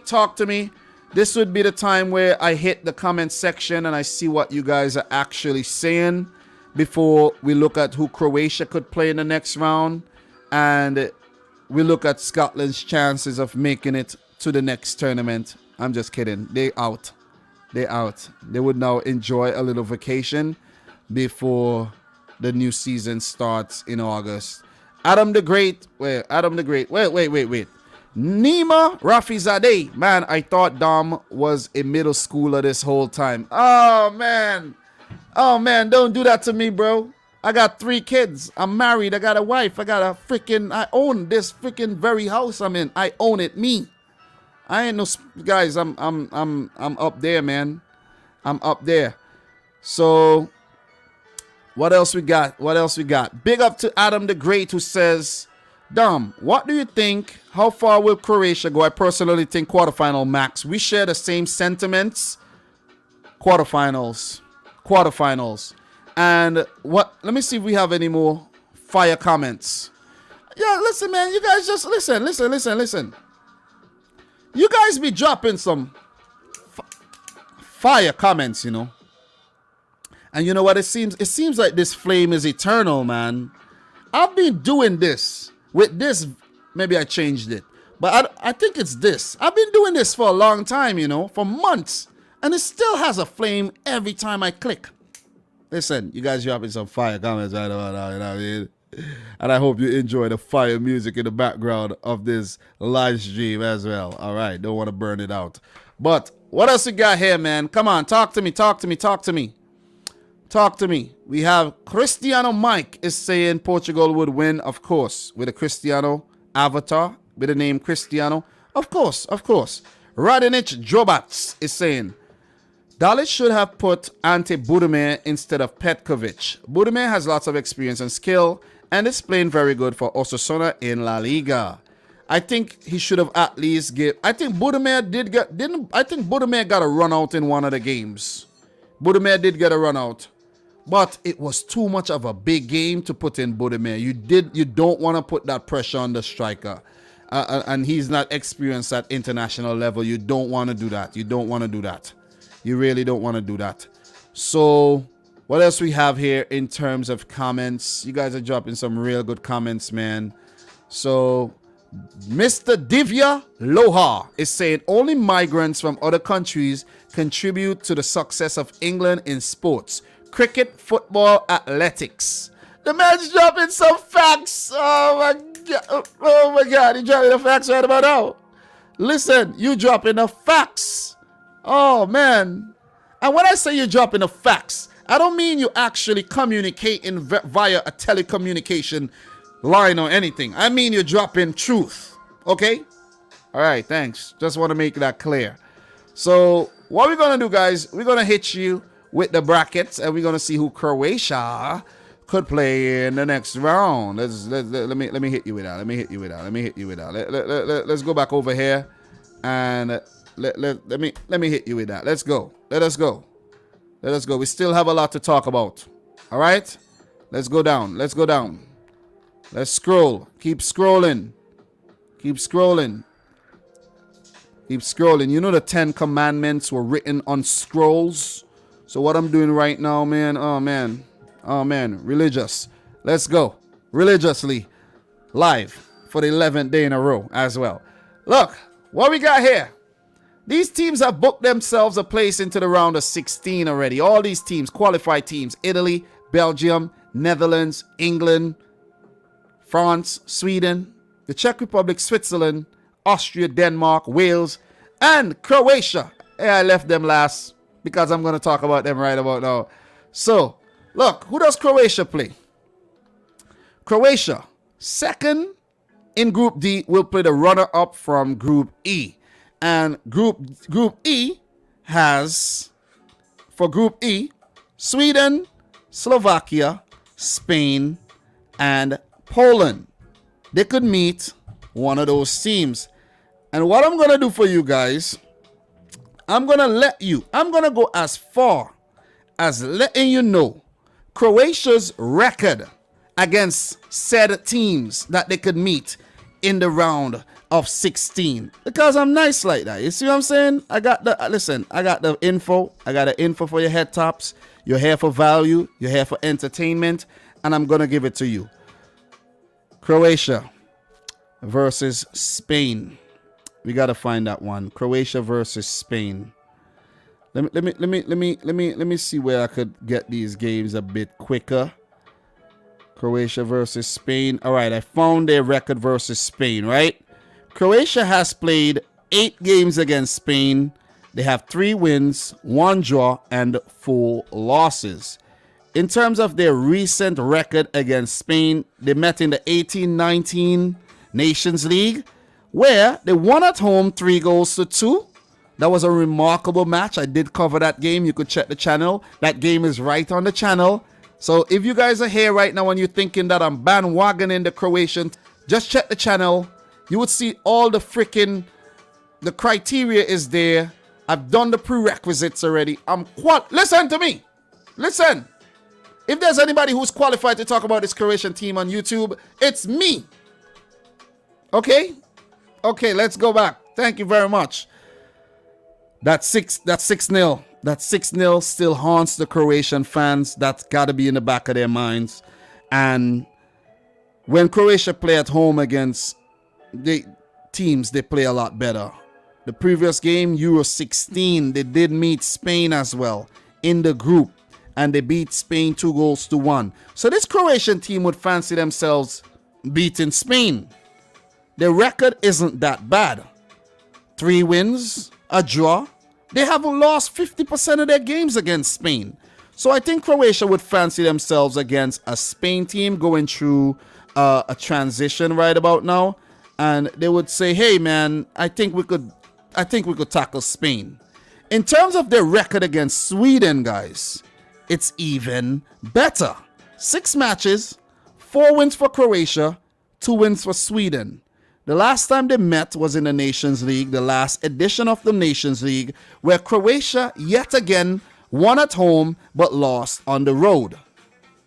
They did meet in a friendly back in 2012 where Sweden won, but for World Cup qualifiers for the 2006 World Cup, Croatia defeated Sweden twice. And when they first met each other back in 2003, they defeated the Swedes. So Croatia would fancy themselves against Sweden. So just make note of that. Croatia versus Sweden, Croatia versus Spain. They have a very good record against both teams. A reasonable against Spain and a very, very good record against Sweden. Now we got to talk about Slovakia. The record against Slovakia. So let me just find that Slovakian stat for you real quick. and we'll get to that. There's also Poland. We got to talk about their record against Poland as well, where it seems like they haven't played a lot of games against Poland and Slovakia, but we'll get to that. So Poland, 4 matches against Poland, guys, and Croatia has won 2, lost 1, and drew 1. The last time they met Poland was at Euro 2008, and Croatia won the game 1-0. And they met in 3 previous friendlies where Croatia won 1 drew, and Poland won the other. So yet again, another quality head-to-head versus Poland. Oh man, now we got to find their record against Slovakia, where they have met Slovakia 3 times, and the most recent meeting is in World Cup qualifiers. Well, they haven't met yet actually, but they will meet in Group H of World Cup qualifiers. Their most recent meeting was in the qualifiers for this very tournament, where Croatia defeated Slovakia home and away, 3-1 and 4-0. And previously, when they first met in a friendly back in 2010, it was a 1-1 draw. Croatia has never lost to Slovakia. So when we say the ceiling is the quarterfinal, Croatia would fancy themselves against any one of these teams coming out of Group E. And that's a fact. That is not my opinion. That is a fact. If we go back and we check and see who they could actually meet when they get out of the round of 16, if and when. The games will be played in Copenhagen, Denmark. And this is not a bad place to play right about now, seeing that the football fans are in a frenzy and they're happy that the Danish team went through to the round of 16. Croatia could actually benefit from some of that positivity in the air. And with them playing the runner-up from Group E, if they win, they would play the winner of Group F. It's going to get very difficult. It could be France, Germany, or it could be Portugal versus the third place team from A or C. Who came in third in A, you may ask? Switzerland. So we could see Switzerland in that group, or from Group C, we can see Ukraine. Listen, Croatia has to be worried about that winner from F. If it's France, we could see a World Cup final dress rehearsal again. And yeah, quarterfinal, as I said, the ceiling for Croatia. So, guys, what we're going to do, we are going to move on. But let me see what you guys are saying in the chat right about now. So, 68 State is saying Sweden beats Croatia in a snooze fest match. Oh, man. Listen, man. What else we got here? Goran in the house. How are you doing? Goran, who says, hey, Rich, you pay too much attention on previous statistic, which does not matter on this tournament, where crew are different. All right. Goran. Where does I'm trying to remember where Goran comes from. Goran, isn't Goran Polish, right? Polish? Poland? I think you're Polish. I think you're Polish, if I'm not mistaken. I think so. I might be thinking about the wrong person. It is very important to give these stats, guys. It is very, very important, because that is what commentary is all about. When you're watching a match and you hear the commentators giving you these stats, look at Up to Joe. When Up to Joe give you these stats, what is he doing? He's telling you things, records that's been broken. Basically, he's talking about the past, but he's talking about the record that replaced that previous record. So it is very important to give stats. Stats are very, very important, man. You know, think about your bank account. If there's no stats in your bank account, that means you're broke, right? So don't come in here and tell me about stats ain't important. Stats is very important. Stop it. When you file your taxes, you got to give account for everything. You got to give account. You got to give account for everything, man. So, look. We got a prediction here. Adam the Great. Group E, Sweden, Slovakia, Spain out, Poland out. Oh, my God. What a prediction. That's a wicked prediction, man. That's a wicked prediction. Guys, we have hit 150 thumbs up for the first time ever while live. Can we hit 200?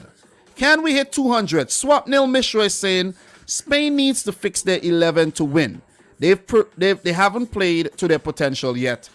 And with a young team, it could take a while to play to your potential. Think about what I just said. With a young team, it could take a while to play to your potential. And this is a very experimental team as well. You could get something great from a very young team, but you could also have moments where the inexperience and the youth comes to the forefront and costs you a place into the next round. So, guys, what we're going to do is we are going to move on and we're going to talk about tomorrow's matches. We have games from Groups E and Group F, where we will finish off the group stages of Euro 2020. Aren't you excited for the final group match of Group E and F? I am excited. I'm very, very excited. Because you know why? I'm excited to just get a little freaking break. 11 live streams, that would make it 12. Thursday, Friday. Oh, I might be live again. I might be live, but at least I could do it at my own leisure. You see what I'm saying? And then I'm back at it on Saturday again. So what we're going to do, we're going to start with Group E first, guys. So make sure you have your predictions written down. And you're going to come hard with your predictions because we're not playing no games over here, all right? And I like to give a big shout out to the entire community, everybody in the chat right about now. You guys are the real deal. And I appreciate the love. I appreciate the support. So we're going to switch and we're going to talk about Group E. We got everything in the background as well. We're going to talk about Sweden, Slovakia, Spain, and Poland. All right. Let's talk, guys. Let's talk. Let us start. Don't you go anywhere. Let's talk about these teams tomorrow. We got Group F to talk about as well, guys. Group F is going to be good. They're going to be good. So Sweden has already qualified to the next round. They are the only team from Group E that has already clinched their place. Slovakia still alive. Spain still alive. Poland still alive. So let's talk about the games coming up tomorrow. Sweden versus Poland. St. Petersburg Stadium. Petersburg, Russia. Let's go. Sweden. Look at the form. Look at the form. Just look at the form and look at this man. Look at the man with the Coke bottles in front and the water bottle. You see what I'm saying? Look, talk about advertising, man. Oh my God. Guys, everything is about advertising. So when you see the ads on my videos, make sure you watch the ads. Once the ads are 30 minutes and shorter, watch the ads. Any ads above that, you could skip. But make sure you watch the ads, guys. It helps to support the channel. The Euros won't be possible without all those things in the background of Jan Anderson there. Qatar Airways, Gazprom, Volkswagen, Vivo, Heineken, Hisense. You get the point. TikTok. You get the point, right? Coca-Cola. You get the point. So make sure you support your creators when you're on YouTube. Myself and every other creator. Watch the ads, guys. Stop skipping the blood cleat ads. All right? Stop it. Stop skipping the ads. Show your support. All right. What we going to do, guys? What we going to do? We're breaking down Sweden versus Poland. Sweden are in very good form coming into this tournament. And look, 4 wins and a draw in their last 5 games. As for Poland, look at their form. Rotten. 3 draws, 2 losses. Paulo Sousa has a big job on his hands there. Jan Anderson, he's smiling because he knows what he's going to do. He already has a plan and he does not have a selection conundrum, nothing. He knows what he has to do. Head to head, these teams have played each other a lot of times. Sweden, 14 wins, 4 draws, 8 wins for Poland. 56 to 37 in terms of goals. That's an amazing record against your opposition, man. But guys, we know that this is just for stats. This is just for added value and detail. This means nothing. It doesn't mean nothing, or it can mean something, because remember when we analyzed the whole data from the Hungary France head-to-head, and what happened? Hungary had a great record against France, and what ended up happening? Hungary did not get defeated by France.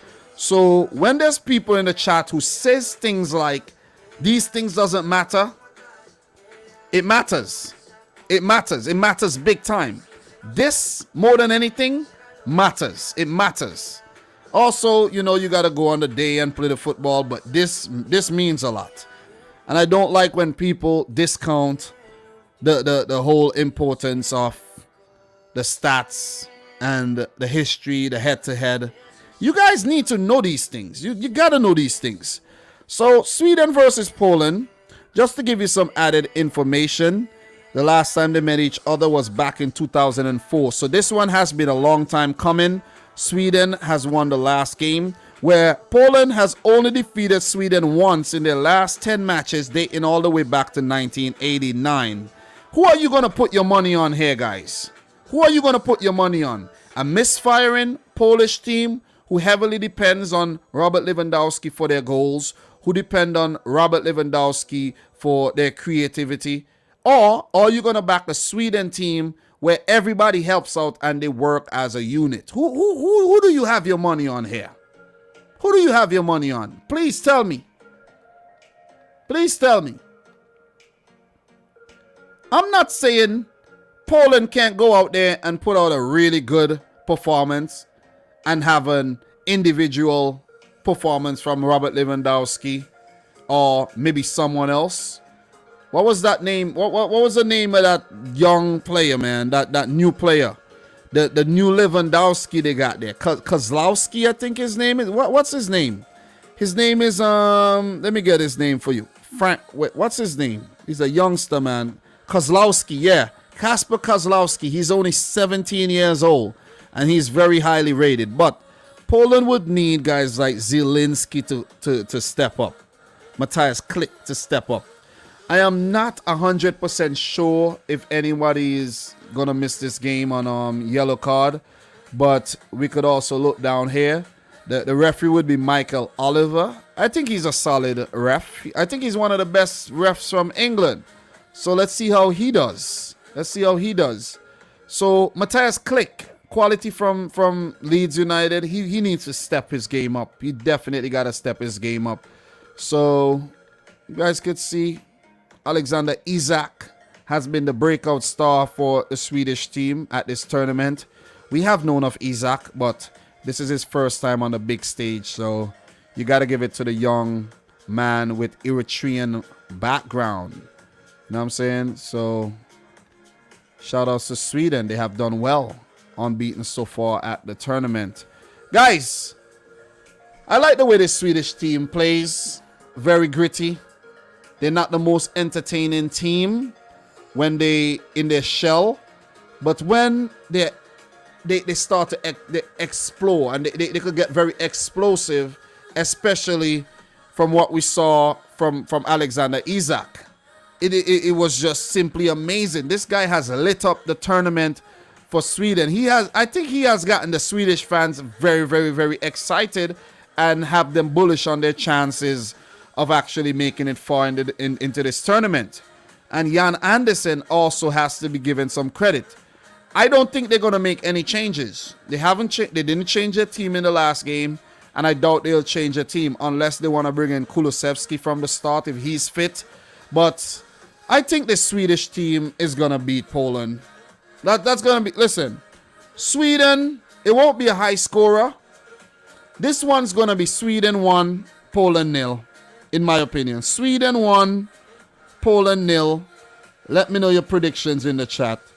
Poland, they're going to get their chances, but it won't be clear-cut. There'll be a lot of bodies behind the ball. They're going to frustrate the hell out of Robert Lewandowski. On the flip side, if Poland are able to get the more attacking players like Robert Lewandowski involved a lot more, Kamil Jauziak of Derby County, who crossed the ball in for Lewandowski as well.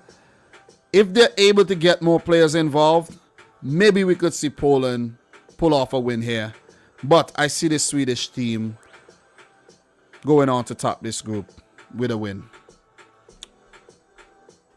And I'm firm. And I'm not skeptical at all. 7 points in the group for Sweden. What's your thoughts? What's your thoughts? Let me know your thoughts in the chat. All right. We have Thomas Gutowski. You sound like you're from Sweden. 1-0 to Poland. No, not Sweden. Poland, I mean. Sorry. 1-0 to Poland. Kliko Zielinski from long range. Bro, Thomas, if you're not sure who's going to score the goal, I don't think you're sure on your prediction. You got to be sure. You got to zero in on who you think is going to score the goal. You sound very skeptical there.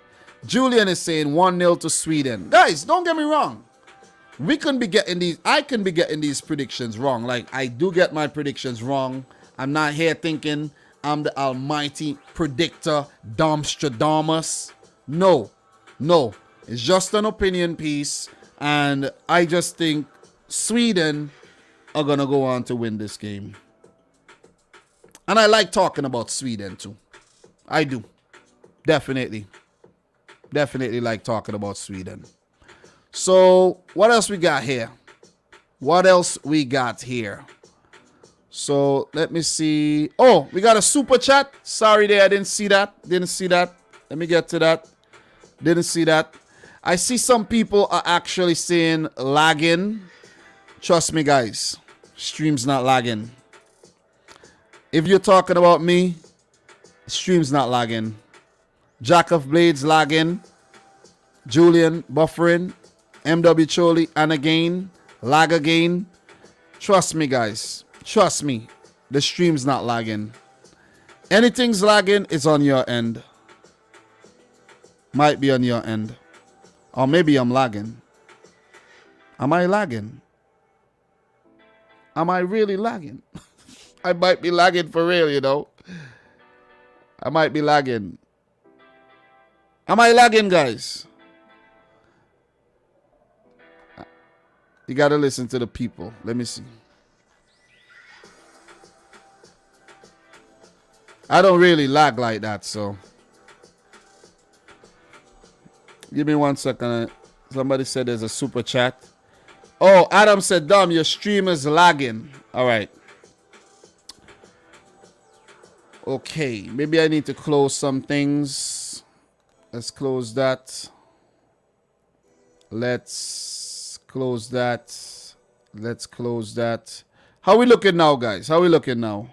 Are we looking a lot better? Is Dom using Internet Explorer? Is it a lot better now, guys, or not? Still lagging? Yeah, it is lagging a little. I do see it's lagging. I'm plugged into the internet, but I don't know why it's lagging though.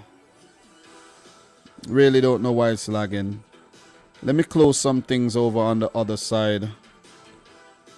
But you're right. It is lagging a bit.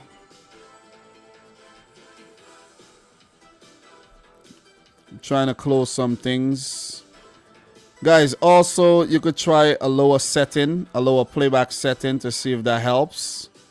I'm trying a lower playback setting right about now. Try a lower playback setting, and I've closed some things out. Maybe I had too many things open. But it could be YouTube as well, as Kaim is saying here. It could be YouTube, because I never lagged. I never lag. I never ever lag, so it could be YouTube. It could be YouTube, man. Definitely could be YouTube. Stream has been very good so far. Stream has been very good, despite the little lagging thing that's going on right about now. But overall, it's been a quality stream, man. It's been a quality stream. But you guys know my internet is solid. I'm plugged right in. This is not Wi-Fi or anything. I'm plugged in, so, you know, do a restart. Nah, I think it's good. I think it's good. But give me 1 second, guys. Give me 1 second. But if you lower it, if you lower the let me see. Yeah, guys, I think you should try to lower the bandwidth. Just lower it. Maybe from 780p, 720p to about 480. That might actually help, maybe. I don't know. I don't know. But I never really have a lot of problems with lagging, as you guys should know. But maybe there's some problems in the area. So, are we okay now? Are we okay now? Are we okay? Let me know if we're okay right about now. We having everybody saying it's better now. Steve is saying LOL Pornhub 80. Oh man, you guys need to chill. You guys need to chill.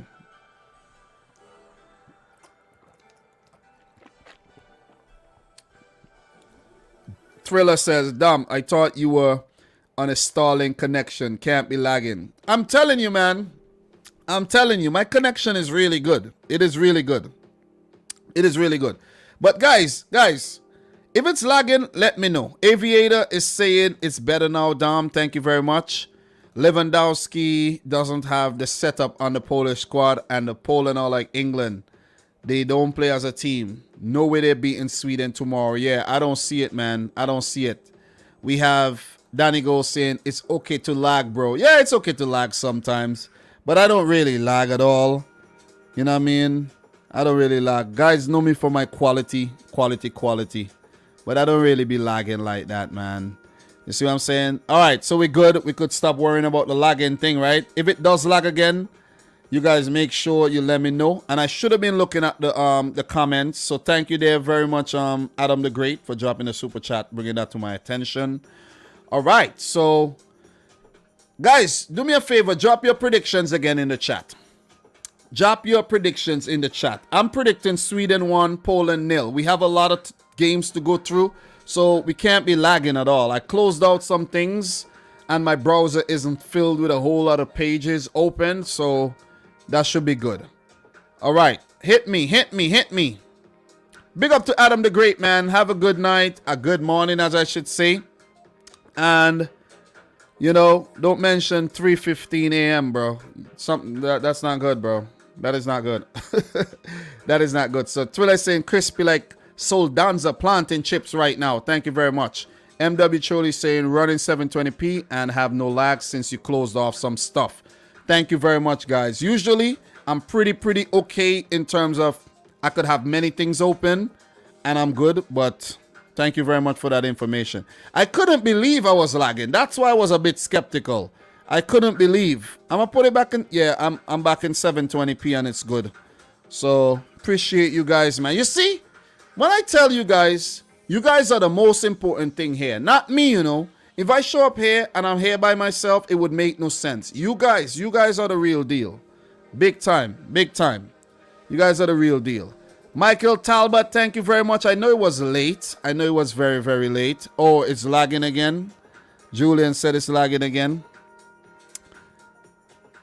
Julian, it might be on your end, you know. Might be on your end. But let's get these predictions in, though. Let's get these predictions in. Some of you guys say it's still lagging. But I think it's pretty okay on my end right about now. I think it's okay on my end right now, though. I'm not seeing anything. Yeah, I see maybe a little lag here and there. Yeah, I see what you guys are talking about now. Yeah. So let's just get through. Let's just get through this. Let's just get through this. I think I might. You know what I'm gonna do? I think I might just leave the stream and come back and see if that helps. All right? We're gonna come back. Just give me 1 second.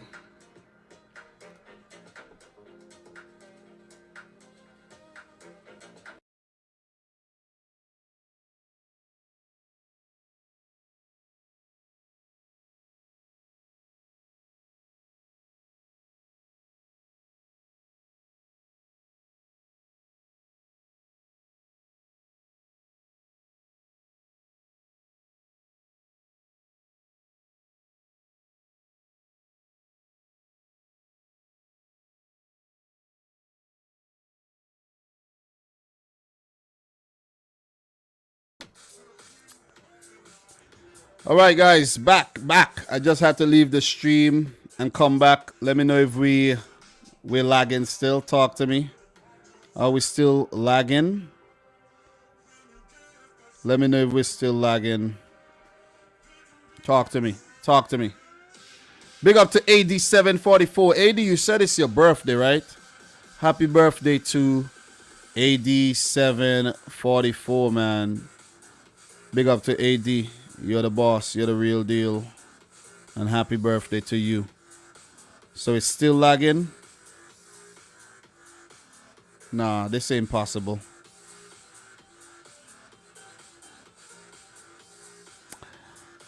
All right, guys. There seemed to be a problem on YouTube. There definitely seemed to be a problem on YouTube. And I think it's because we're about to talk about... It has to be because we're about to talk about the group of death or something. You know what I'm saying? Is it because we're about to talk about the group of death?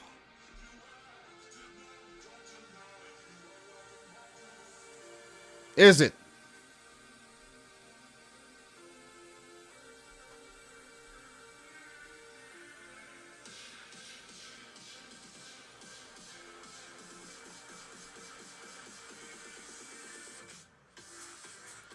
Is it?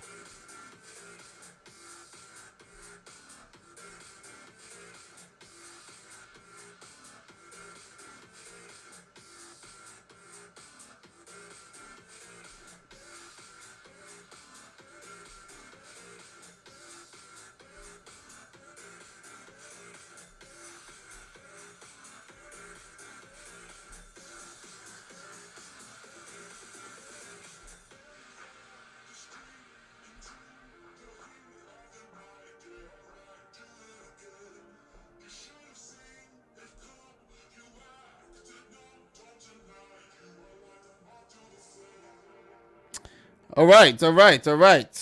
Just working out some things, guys. Guys, let me know if you're hearing me. Talk to me. I just had to refresh the stream a bit. Let me know if you're hearing me. Let me know if you're seeing me. I had to do a little refresh and come again. And listen, we shall not be defeated here.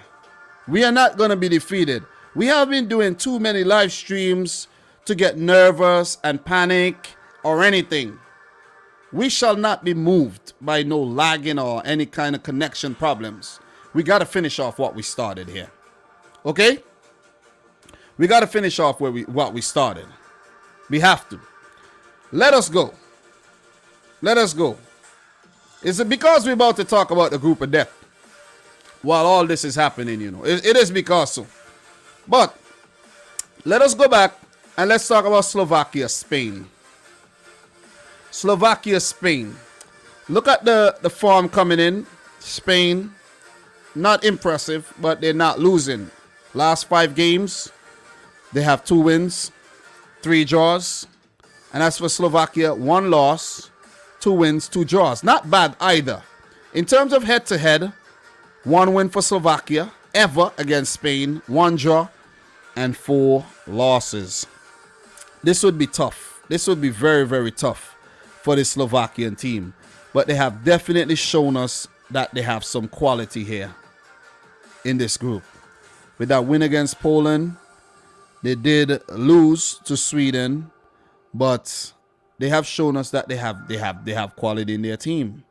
Robert Mack come to mind, and Milan Skriniar, also Marek Hamšík, and the squad has a lot of experience, and Dubravka in goal is nothing short of solid. Not world class, but a solid keeper. So in terms of head-to-head, guys, as I said, 1 win for Slovakia, 1 draw, 4 wins for Spain. That win for Slovakia, let me get that stat right now. I was actually on a Poland, Sweden. That win for Slovakia, it came back in 2014, and that was the group stages for Euro 16 qualifiers. 2-1 win. Good stuff. And during World Cup qualifying and for 96, 97 for the 98 World Cup and for 2005 for the 2006 World Cup, Spain played Slovakia 1-3 and drew 1. So Stefan Tarkovic and his boys, they have their work cut out for them right about now. They definitely got their work cut out for them. Luis Enrique, I think if Spain does miss out, you got to blame him for the squad he brought. Not bringing any Real Madrid players to the tournament may have been a mistake. And I think if you had Sergio Ramos fit again, I think Ramos should have been at this Euros. Seriously. I think so. Laporte just started playing for Spain. I don't know, man. I don't know. Seriously. I really don't know. Spain's youth, I really don't know. I don't know. I really don't know about the Spain team. I like what Dani Olmo has been doing. Koke still has a very good presence in the team. But Morata up, oh man, Morata up top. Ah man, you're not going to get very far with Morata. You won't. Gerard Moreno, Gerard Brown, maybe, but not Morata. Not Morata at all. So I think that might be Spain's Achilles heel. That could be the Achilles heel at the tournament. But I think they'll be good enough to get past this Slovakian team. Seriously. And I fancy Spain in this matchup. Even though I won't be surprised if they draw the game. Seriously. Because they have not been impressive at all. They really haven't. And how are you going to come into the tournament? You play Poland, you play Sweden, and you only got 2 points. This does not add up. This cannot, how, somebody please make this make sense to me. How does Spain only have 2 points? This is Spain we're talking about. And guys, one of the big teams must miss out. And when I say big teams, Italy went through, England went through, Belgium went through, the Netherlands went through. We still have France will go through, but there's still Germany, Portugal, and there's Spain. One of them are going to miss out. One of them going to miss out on the round of 16. It has to happen. It has to happen. One of them must miss out. It got to happen. We're not going to go too far back in history, but one of them got to miss out. Is it going to be Spain? If it's Spain, I won't be surprised at all. I won't be surprised.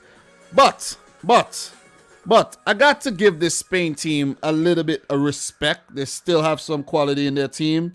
And I think they have a little bit more quality than the Slovakian outfit.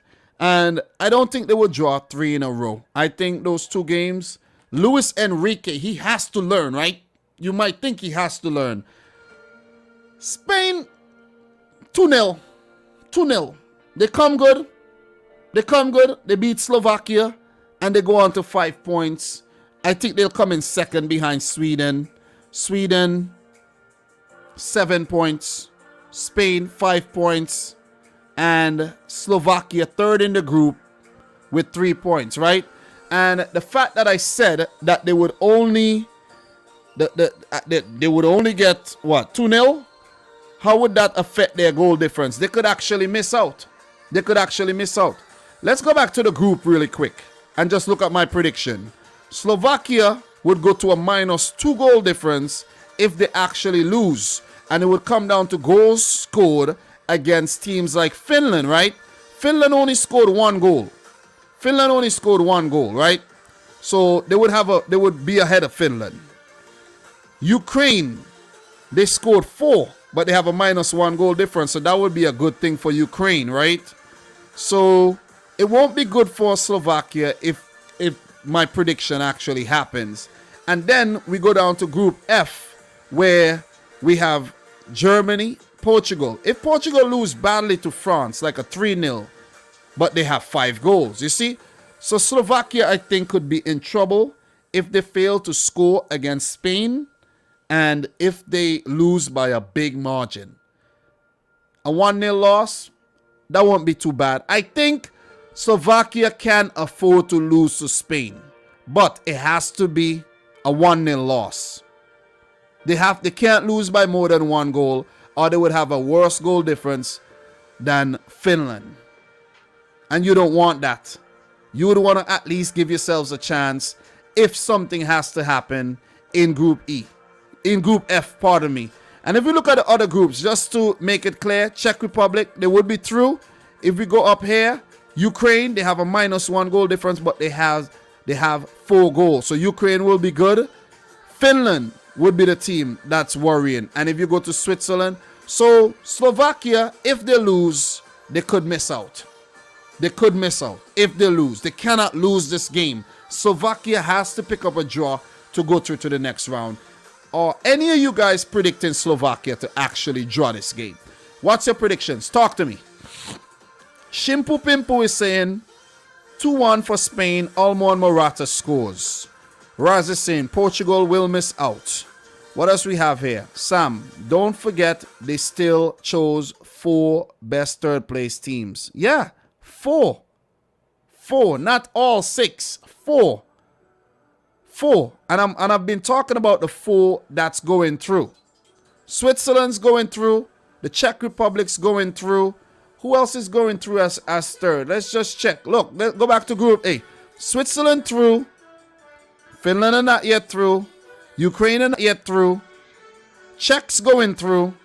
And then these 2 groups. So 4 of these third place teams are still yet to, be decided. Well, 2. 2 out of 4. Pardon me. 2 out of 4. Spain 2.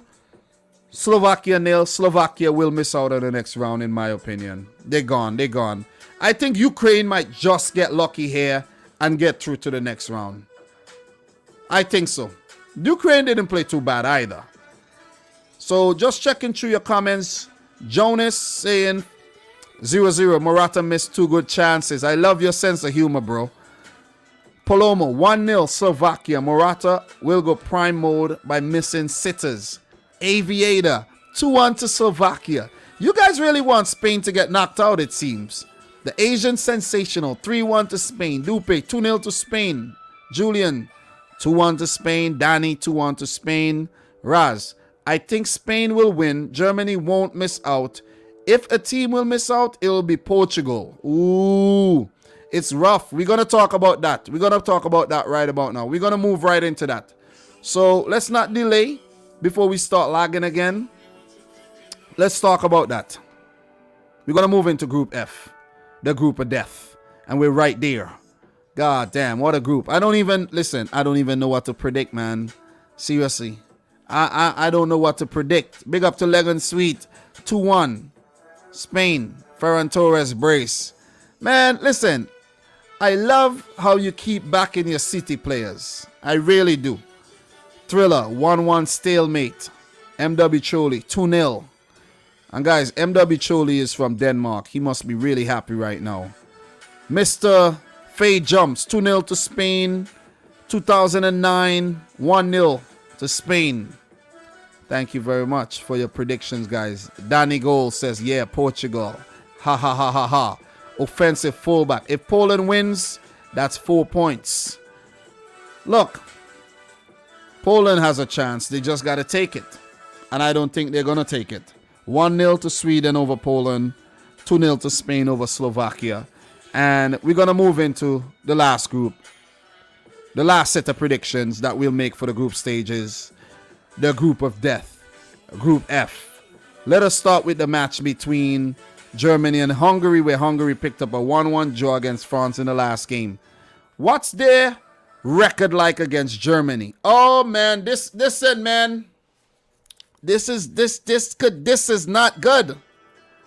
This could get, oh man, I don't know, Hungary has a good record against Germany. 10 wins, 10 draws, 13 wins for Germany. But this goes back a long time. This goes back a very long time. And if I'm not mistaken, I'm going to get the stats right for you. I don't want to guess, but I know I think they played a World Cup final back in 1954. I think so. The record goes way back. Most of their games were played long time. Pre-World War II. A lot of friendlies. They even met in the Olympics. These records go back to 1908, guys. West Germany, the old Germany, whatever they were called before, and the Ottoman Empire. You know what I'm saying? So, look, World Cup 1954. Hungary beat Germany 8-3 in the group stages and met each other in the final where Germany beat Hungary 3-2.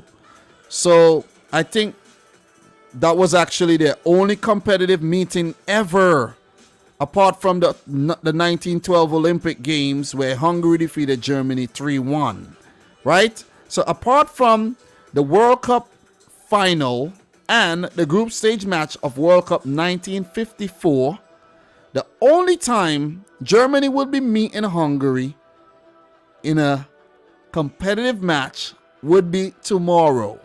Tomorrow. The last time they met was in 15-16. Germany won. The last time Hungary beat Germany was in 2004. 2-0. And they also have a win in 1985. But the previous win goes back to 1959. It's going to be hard. It is going to be hard for Hungary to win this. This is Joachim Löw's last tournament in charge of the German national team. This is his last assignment. And it will be very sad if he gets knocked out in the group stages of this Euros. It will be very, very sad. Hungary has been spirited. The Zsalais, Szalai, Adam Nagy, they have been good. Peter Gulaski, Willie Orban. This team has shown a lot of fight. They have shown a lot of heart. But are they going to be good enough to topple this German team? Are they? Are they? It is going to be hard. Listen, after what Germany did against Portugal, I would be a very gutsy person to predict them to even draw this game against Hungary. From what we saw from Robin Gosens, the man has a sixth sense for goal. He has been the breakout star of the tournament for Germany for sure. The whole story with Cristiano Ronaldo is just, you know, it just warms the heart. Revenge, you know what I mean? In its finest form. Karma at its finest form, in its purest form. Karma. Look, this game would also be played in Munich. Not in Hungary, like the Hungarians played their first two matches, but in Munich. Germany versus Hungary. I only see one winner here. One winner. I got to make a sensible prediction here. I should have made a sensible prediction for the Croatia-Scotland game, but I didn't. I regret. Scotland let me down. I'm about the Germans here. I'm about them. 3-0. 3-0. Statement win. Statement win. 6 points in the group. 6 points. And it would put them in a very, very good position to top the group. I did talk about that. 6 points. Germany win. 3-0. 3-0. 3-0. Danny A, 2-1 to Germany. Aviator, 3-1 to Germany. Hungary is more realistic. 3-1 is more realistic. Listen. I don't see Hungary scoring. Remember, the captain Szalai would be out. Loic Nego, the Frenchman, looks good. You see? You see what I'm saying? Szalai would miss the game with that head injury, I think. And big up to ED Biss. Oh, let me read this.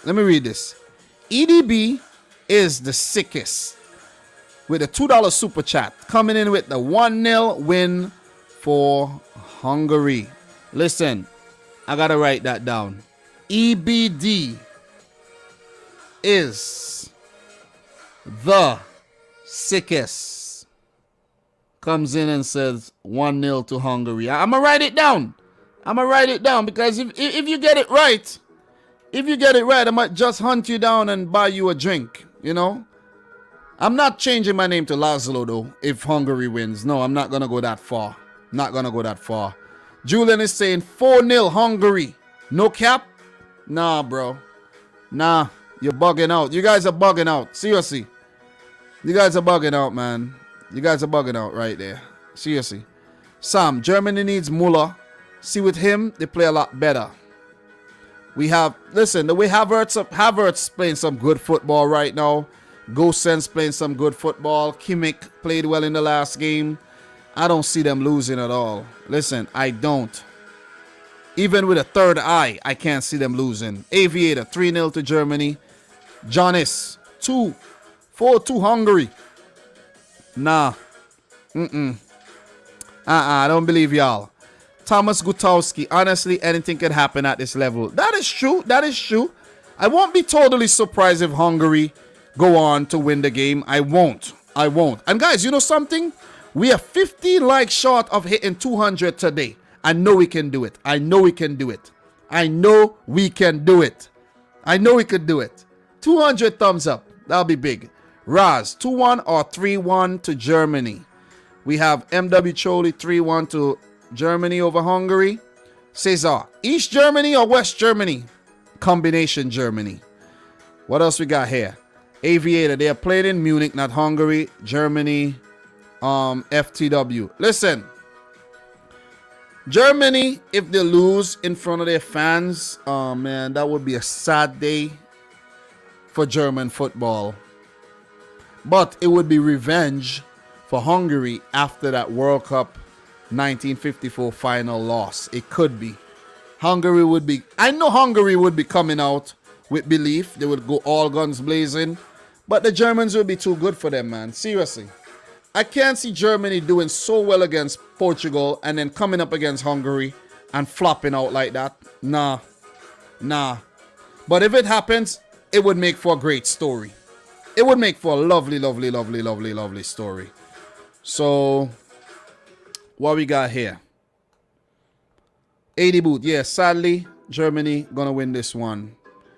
Look, if Germany were to get knocked out of this tournament, it was supposed to happen against Portugal. They were supposed to go 0-2, losing to France and losing to Portugal. But Portugal got the ass whipped.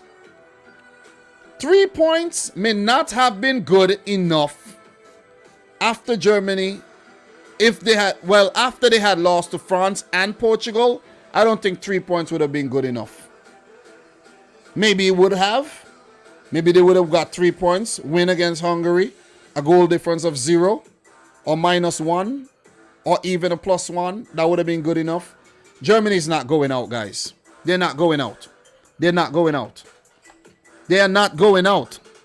And I repeat, they are not going out. They are not going out. I don't see it happening. I really don't see it happening. Look, Germany right now, their goal difference is a +1. If they lose the game 1-0, they still go through.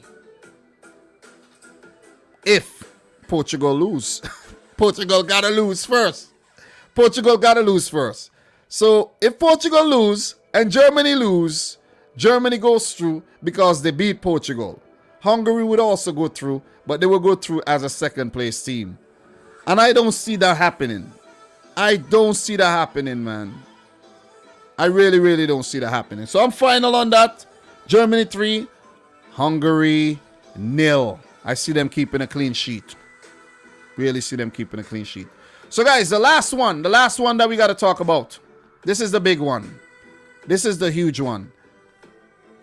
Portugal versus France. The game would be at the Puskás Arena in Budapest. And I think Ferenc Puskás did play that game back in 1954, that final between Germany and Hungary, the Puskás Arena. Let me just double check to make sure. In the 8-3 thrashing. Let me just see. Yeah, guys, in the 8-3 thrashing, Ferenc Puskás, he actually played and he scored. So there was also a player by the name of Sandor Kocsis. And I actually wrote about this before. Kocsis actually got 1, 2, 4 goals in that game against Germany.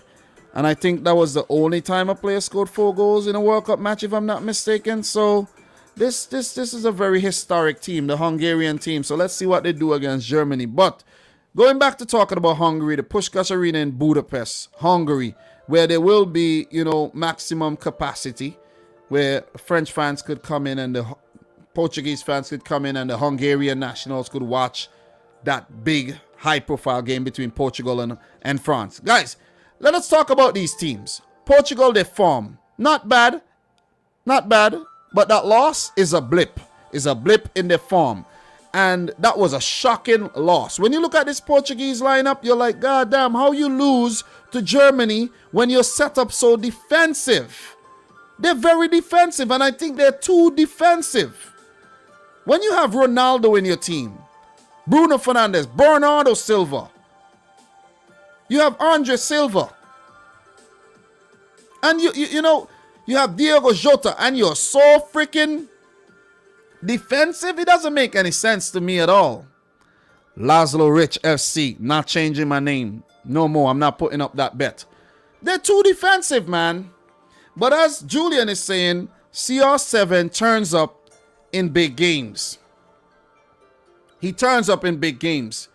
I have a prediction that I'm leaning towards right now. I do. And I'll let you guys know. I'll let you know just now. But neither Portugal nor France were impressive in their last game, man. Where for France, we saw easy chances being missed against Hungary. Hungary getting behind the defense and breaching Hugo Lloris. Silly defending by Varane and Kimpembe, and even Pavard, who might still be shaking up from that head blow he received on match day 1. But going back to Portugal, how did they lose 4-2? If they don't change their setup and their tactics coming up against France, they're gonna get destroyed. Because we have now learned to beat Portugal, you gotta go down the wings. France would be without Ousmane Dembele, who would require surgery. That is sad for the Barcelona fans. But let's hope he recovers in time for the new season. And he looked like a bright spot when he did come on in the second half there against Hungary. But Benzema, Mbappe, these guys got to come to the party, man. You see what I'm saying? I think Didier Deschamps should go in with Olivier Giroud at the start of this match and drop Benzema. You got 2 games to score. You ain't do it. Go to the bench, come off the bench. Let's see what we'll do with our tried and tested Olivier Giroud, who we won the damn World Cup with. Okay, so Benzema, sit on the bench for me, please. Thank you very much. But Mbappe has to step up. N'Golo Kante, Pogba, Rabiot, I think should drop Rabiot. Drop him. Try something else. Maybe give Moussa Sissoko a run out. We want to see Sissoko at the tournament. Maybe give Sissoko the run out ahead of Rabiot. Sissoko does play well. He does play well when it's a big game. You feel me? Give Sissoko the run out, for God's sake. This guy Rabiot, in my opinion, I don't rate Rabiot at all. So we do have another super chat here. Says EDB is the sickest. $5. Thank you very much. He said no. If Hungary wins and Portugal lose, Hungary takes second. Yeah, I'm aware of that. If Hungary wins and Portugal lose, Hungary does take second, France will take first, and Germany will get third. Yeah, I'm aware. Thank you very much there, EDB.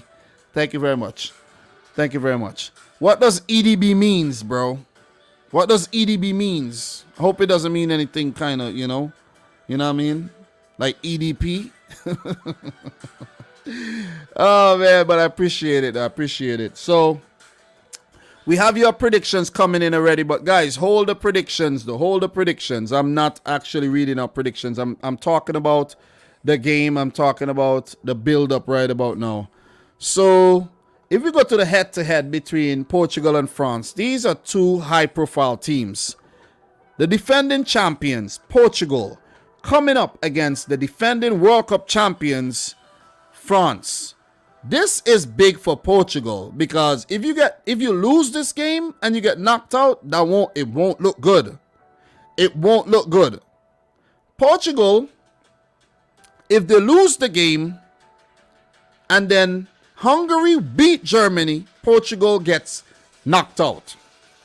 France are safe. They're out of the knockout scenario. When I talk about knockout, not the knockout rounds, being knocked out of the tournament. France don't have to worry about that. They have been winning a lot of games. They're good. Look at the head-to-head here. 19 wins for France, 2 draws, 6 wins for Portugal. Portugal will have to go against the odds to beat this French team, because that's what they did 5 years ago. They meet France in the final and they beat France 1-0. Remember that guy Adair, who was playing his football over in Russia? Nobody really knew anything about him. And I only knew about him from playing FIFA. I learned a lot of new players from playing against these, from using those guys. But Portugal and France met in 2020. France beat Portugal 1-0, and the other game ended in a draw. Previously, they had met in the final, and Portugal beat France after extra time 1-0. But before that, the cupboard was absolutely bare, dating all the way back to 1996. 1996. They even met in the semi-finals of the 2006 World Cup when France defeated Portugal 1-0. So the final of 2016 was the revenge. Them getting one up over France after knocking them out of the World Cup semi-final there. But France have been getting the better of Portugal. The Portugal's last win dating back to 1996, is only the win in 2016. A draw would be good for Portugal. A draw would be good for France. They did play to a 0-0 draw in October. Guys, I am kind of leaning towards a draw for this one, you know. I think it's a bit too early. I think it's a bit too early for these teams to go through, man. To get knocked out. I think this is too early for the defending champion to get knocked out. This is not the World Cup here. This is the Euros. This is not the World Cup. We're talking about the Euros. Too early. Way too early. Way too early. Seriously. Sam is saying FIFA should consider awarding Dembele and Hazard the injury Dior. Nice. Like that. Like that. But what are we going to get tomorrow, man? It's hard. What are we going to get tomorrow? What are we going to get tomorrow? Portugal didn't look too good against Germany at all. They did score. They have been scoring. They have scored 5 goals at the tournament so far, even though they lost 1 game. So what have we learned from Portugal? They will score. They will score. Once you have Cristiano Ronaldo in the team, you will score. You will score. Bernardo Silva, Jota, Andre Silva to come off the bench. We haven't seen Joao Felix yet. They will score. But I think if Portugal needs something from this game, they have to change their tactics. You gotta have Renato Sanchez involved from the beginning. You gotta drop one of Danilo or William, or drop both of them. I say drop both of them. Seriously. Seriously. I'm not even kidding you right now. I am not kidding you right now. I say you drop both of them.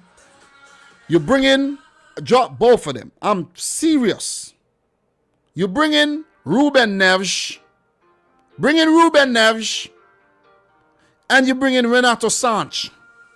Okay? Bring him in. I'm just trying to talk some Portuguese right now. Trying to pronounce it the Portuguese way. Bring him in. Drop both Danilo and drop William. Bring in Neves and bring in Sanchez. Bring them in. That will give you more creativity. And Ruben Neves, you guys know he's a ball-winning midfielder as well. And he has a wide range of passes. That would be a lot better for Portugal. They're playing too defensively. Way too defensively. Way too defensively. I know we are very hyped up about France, but what we saw from France against Hungary, Portugal are a better team than Hungary. We saw what they did against Hungary. And I cannot see Portugal getting destroyed in back-to-back games. I cannot see it. There could also be a situation, as I said, where France win 1-0 and Portugal still go through with 3 points. If Germany beats Hungary, we could also see that situation. But I'm going to play this one safe. I'm going to play this one safe, guys. France with another draw. 1-1. Germany tops the group. France come in second. France go on to play England. France go on to play England in the next round. That's what I'm predicting right now. I know my initial predictions were different, but I have to change because I didn't, things change. So I have to change. You see what I'm saying? So the runner-up in Group F will play the winner of Group D. All right? And that's England. England won Group D. Runner-up of Group F, I'm predicting to be France right about now. So, France versus England. Ooh. So, the winner of Group F will play the third place in A or C. So, the third place in A, Switzerland. Third place in C. C, what group is C? Netherlands group. That is let me just check the thing here. Third place in C, Netherlands group. I forgot already. They could meet Ukraine. Listen, the Germans are gonna into the tournament. They gotta get past Hungary first.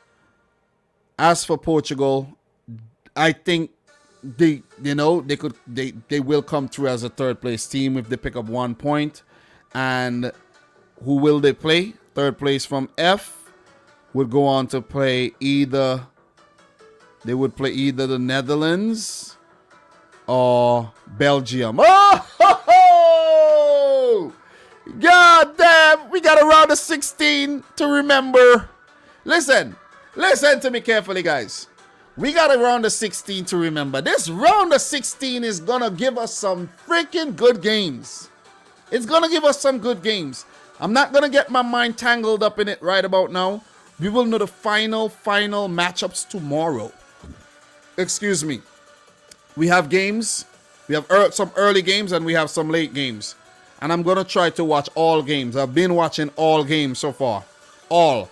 The only game I missed was the Netherlands game between them and North Macedonia. I missed about a good bit of that game because of lack of devices to watch the game on. But what are your predictions for the France versus Portugal, guys? Let me see. 2-1 to France, 2 own goals from Portugal. Oh my God, not again. The Portuguese team is quality, man. Diaz, Mr. Pepe at the back, Rui Patricio. I think maybe they need to give Nuno Mendes a run out instead of Rafa Guerreiro. Give somebody else a chance. Maybe try something new. You see what I'm saying? Ruben, listen. Not Ruben. Nelson Semedo. Oh my God. Listen. They need to drop that guy. They gotta drop him. Let me listen. Let me just do a double check of who they have. I think they call up Diogo Dalot. Man, listen, play Dalot, man. You gotta play Dalot. You gotta play Dalot, man. Play Dalot or play Nuno Mendes at left back and play somebody else at right back, man. Play Danilo Pereira at right back or something if you want to play him. Or change up the system. Play 3 at the back. Use the wing backs so that you could actually, show up the defense a little bit more, because I'm telling you, this guy Semedo, man, I'm having a headache thinking about Semedo, man. Seriously. So 80 Booth, no balance, play for a draw and qualify. Daniel Refi, 2-1 to France. Sam, 3-0 France over England, early prediction. France will destroy England, LOL. MW truly. France 4, Portugal 2. Goal first after an early goal. Might not be what usually happens between those two, but I have a feeling it will happen this time, but I hope it will as well. And I hope it will as well. So, what else we got here? All right. It's lagging a bit. 5 lags in a minute. It's all good, guys. It's all good. We're going to finish off today's stream, though. We got a little problem at the end, but it's all good. It's all good, guys. It's all good. It was a quality live stream, and we had a big turnout today. We need 6 more likes to hit 200.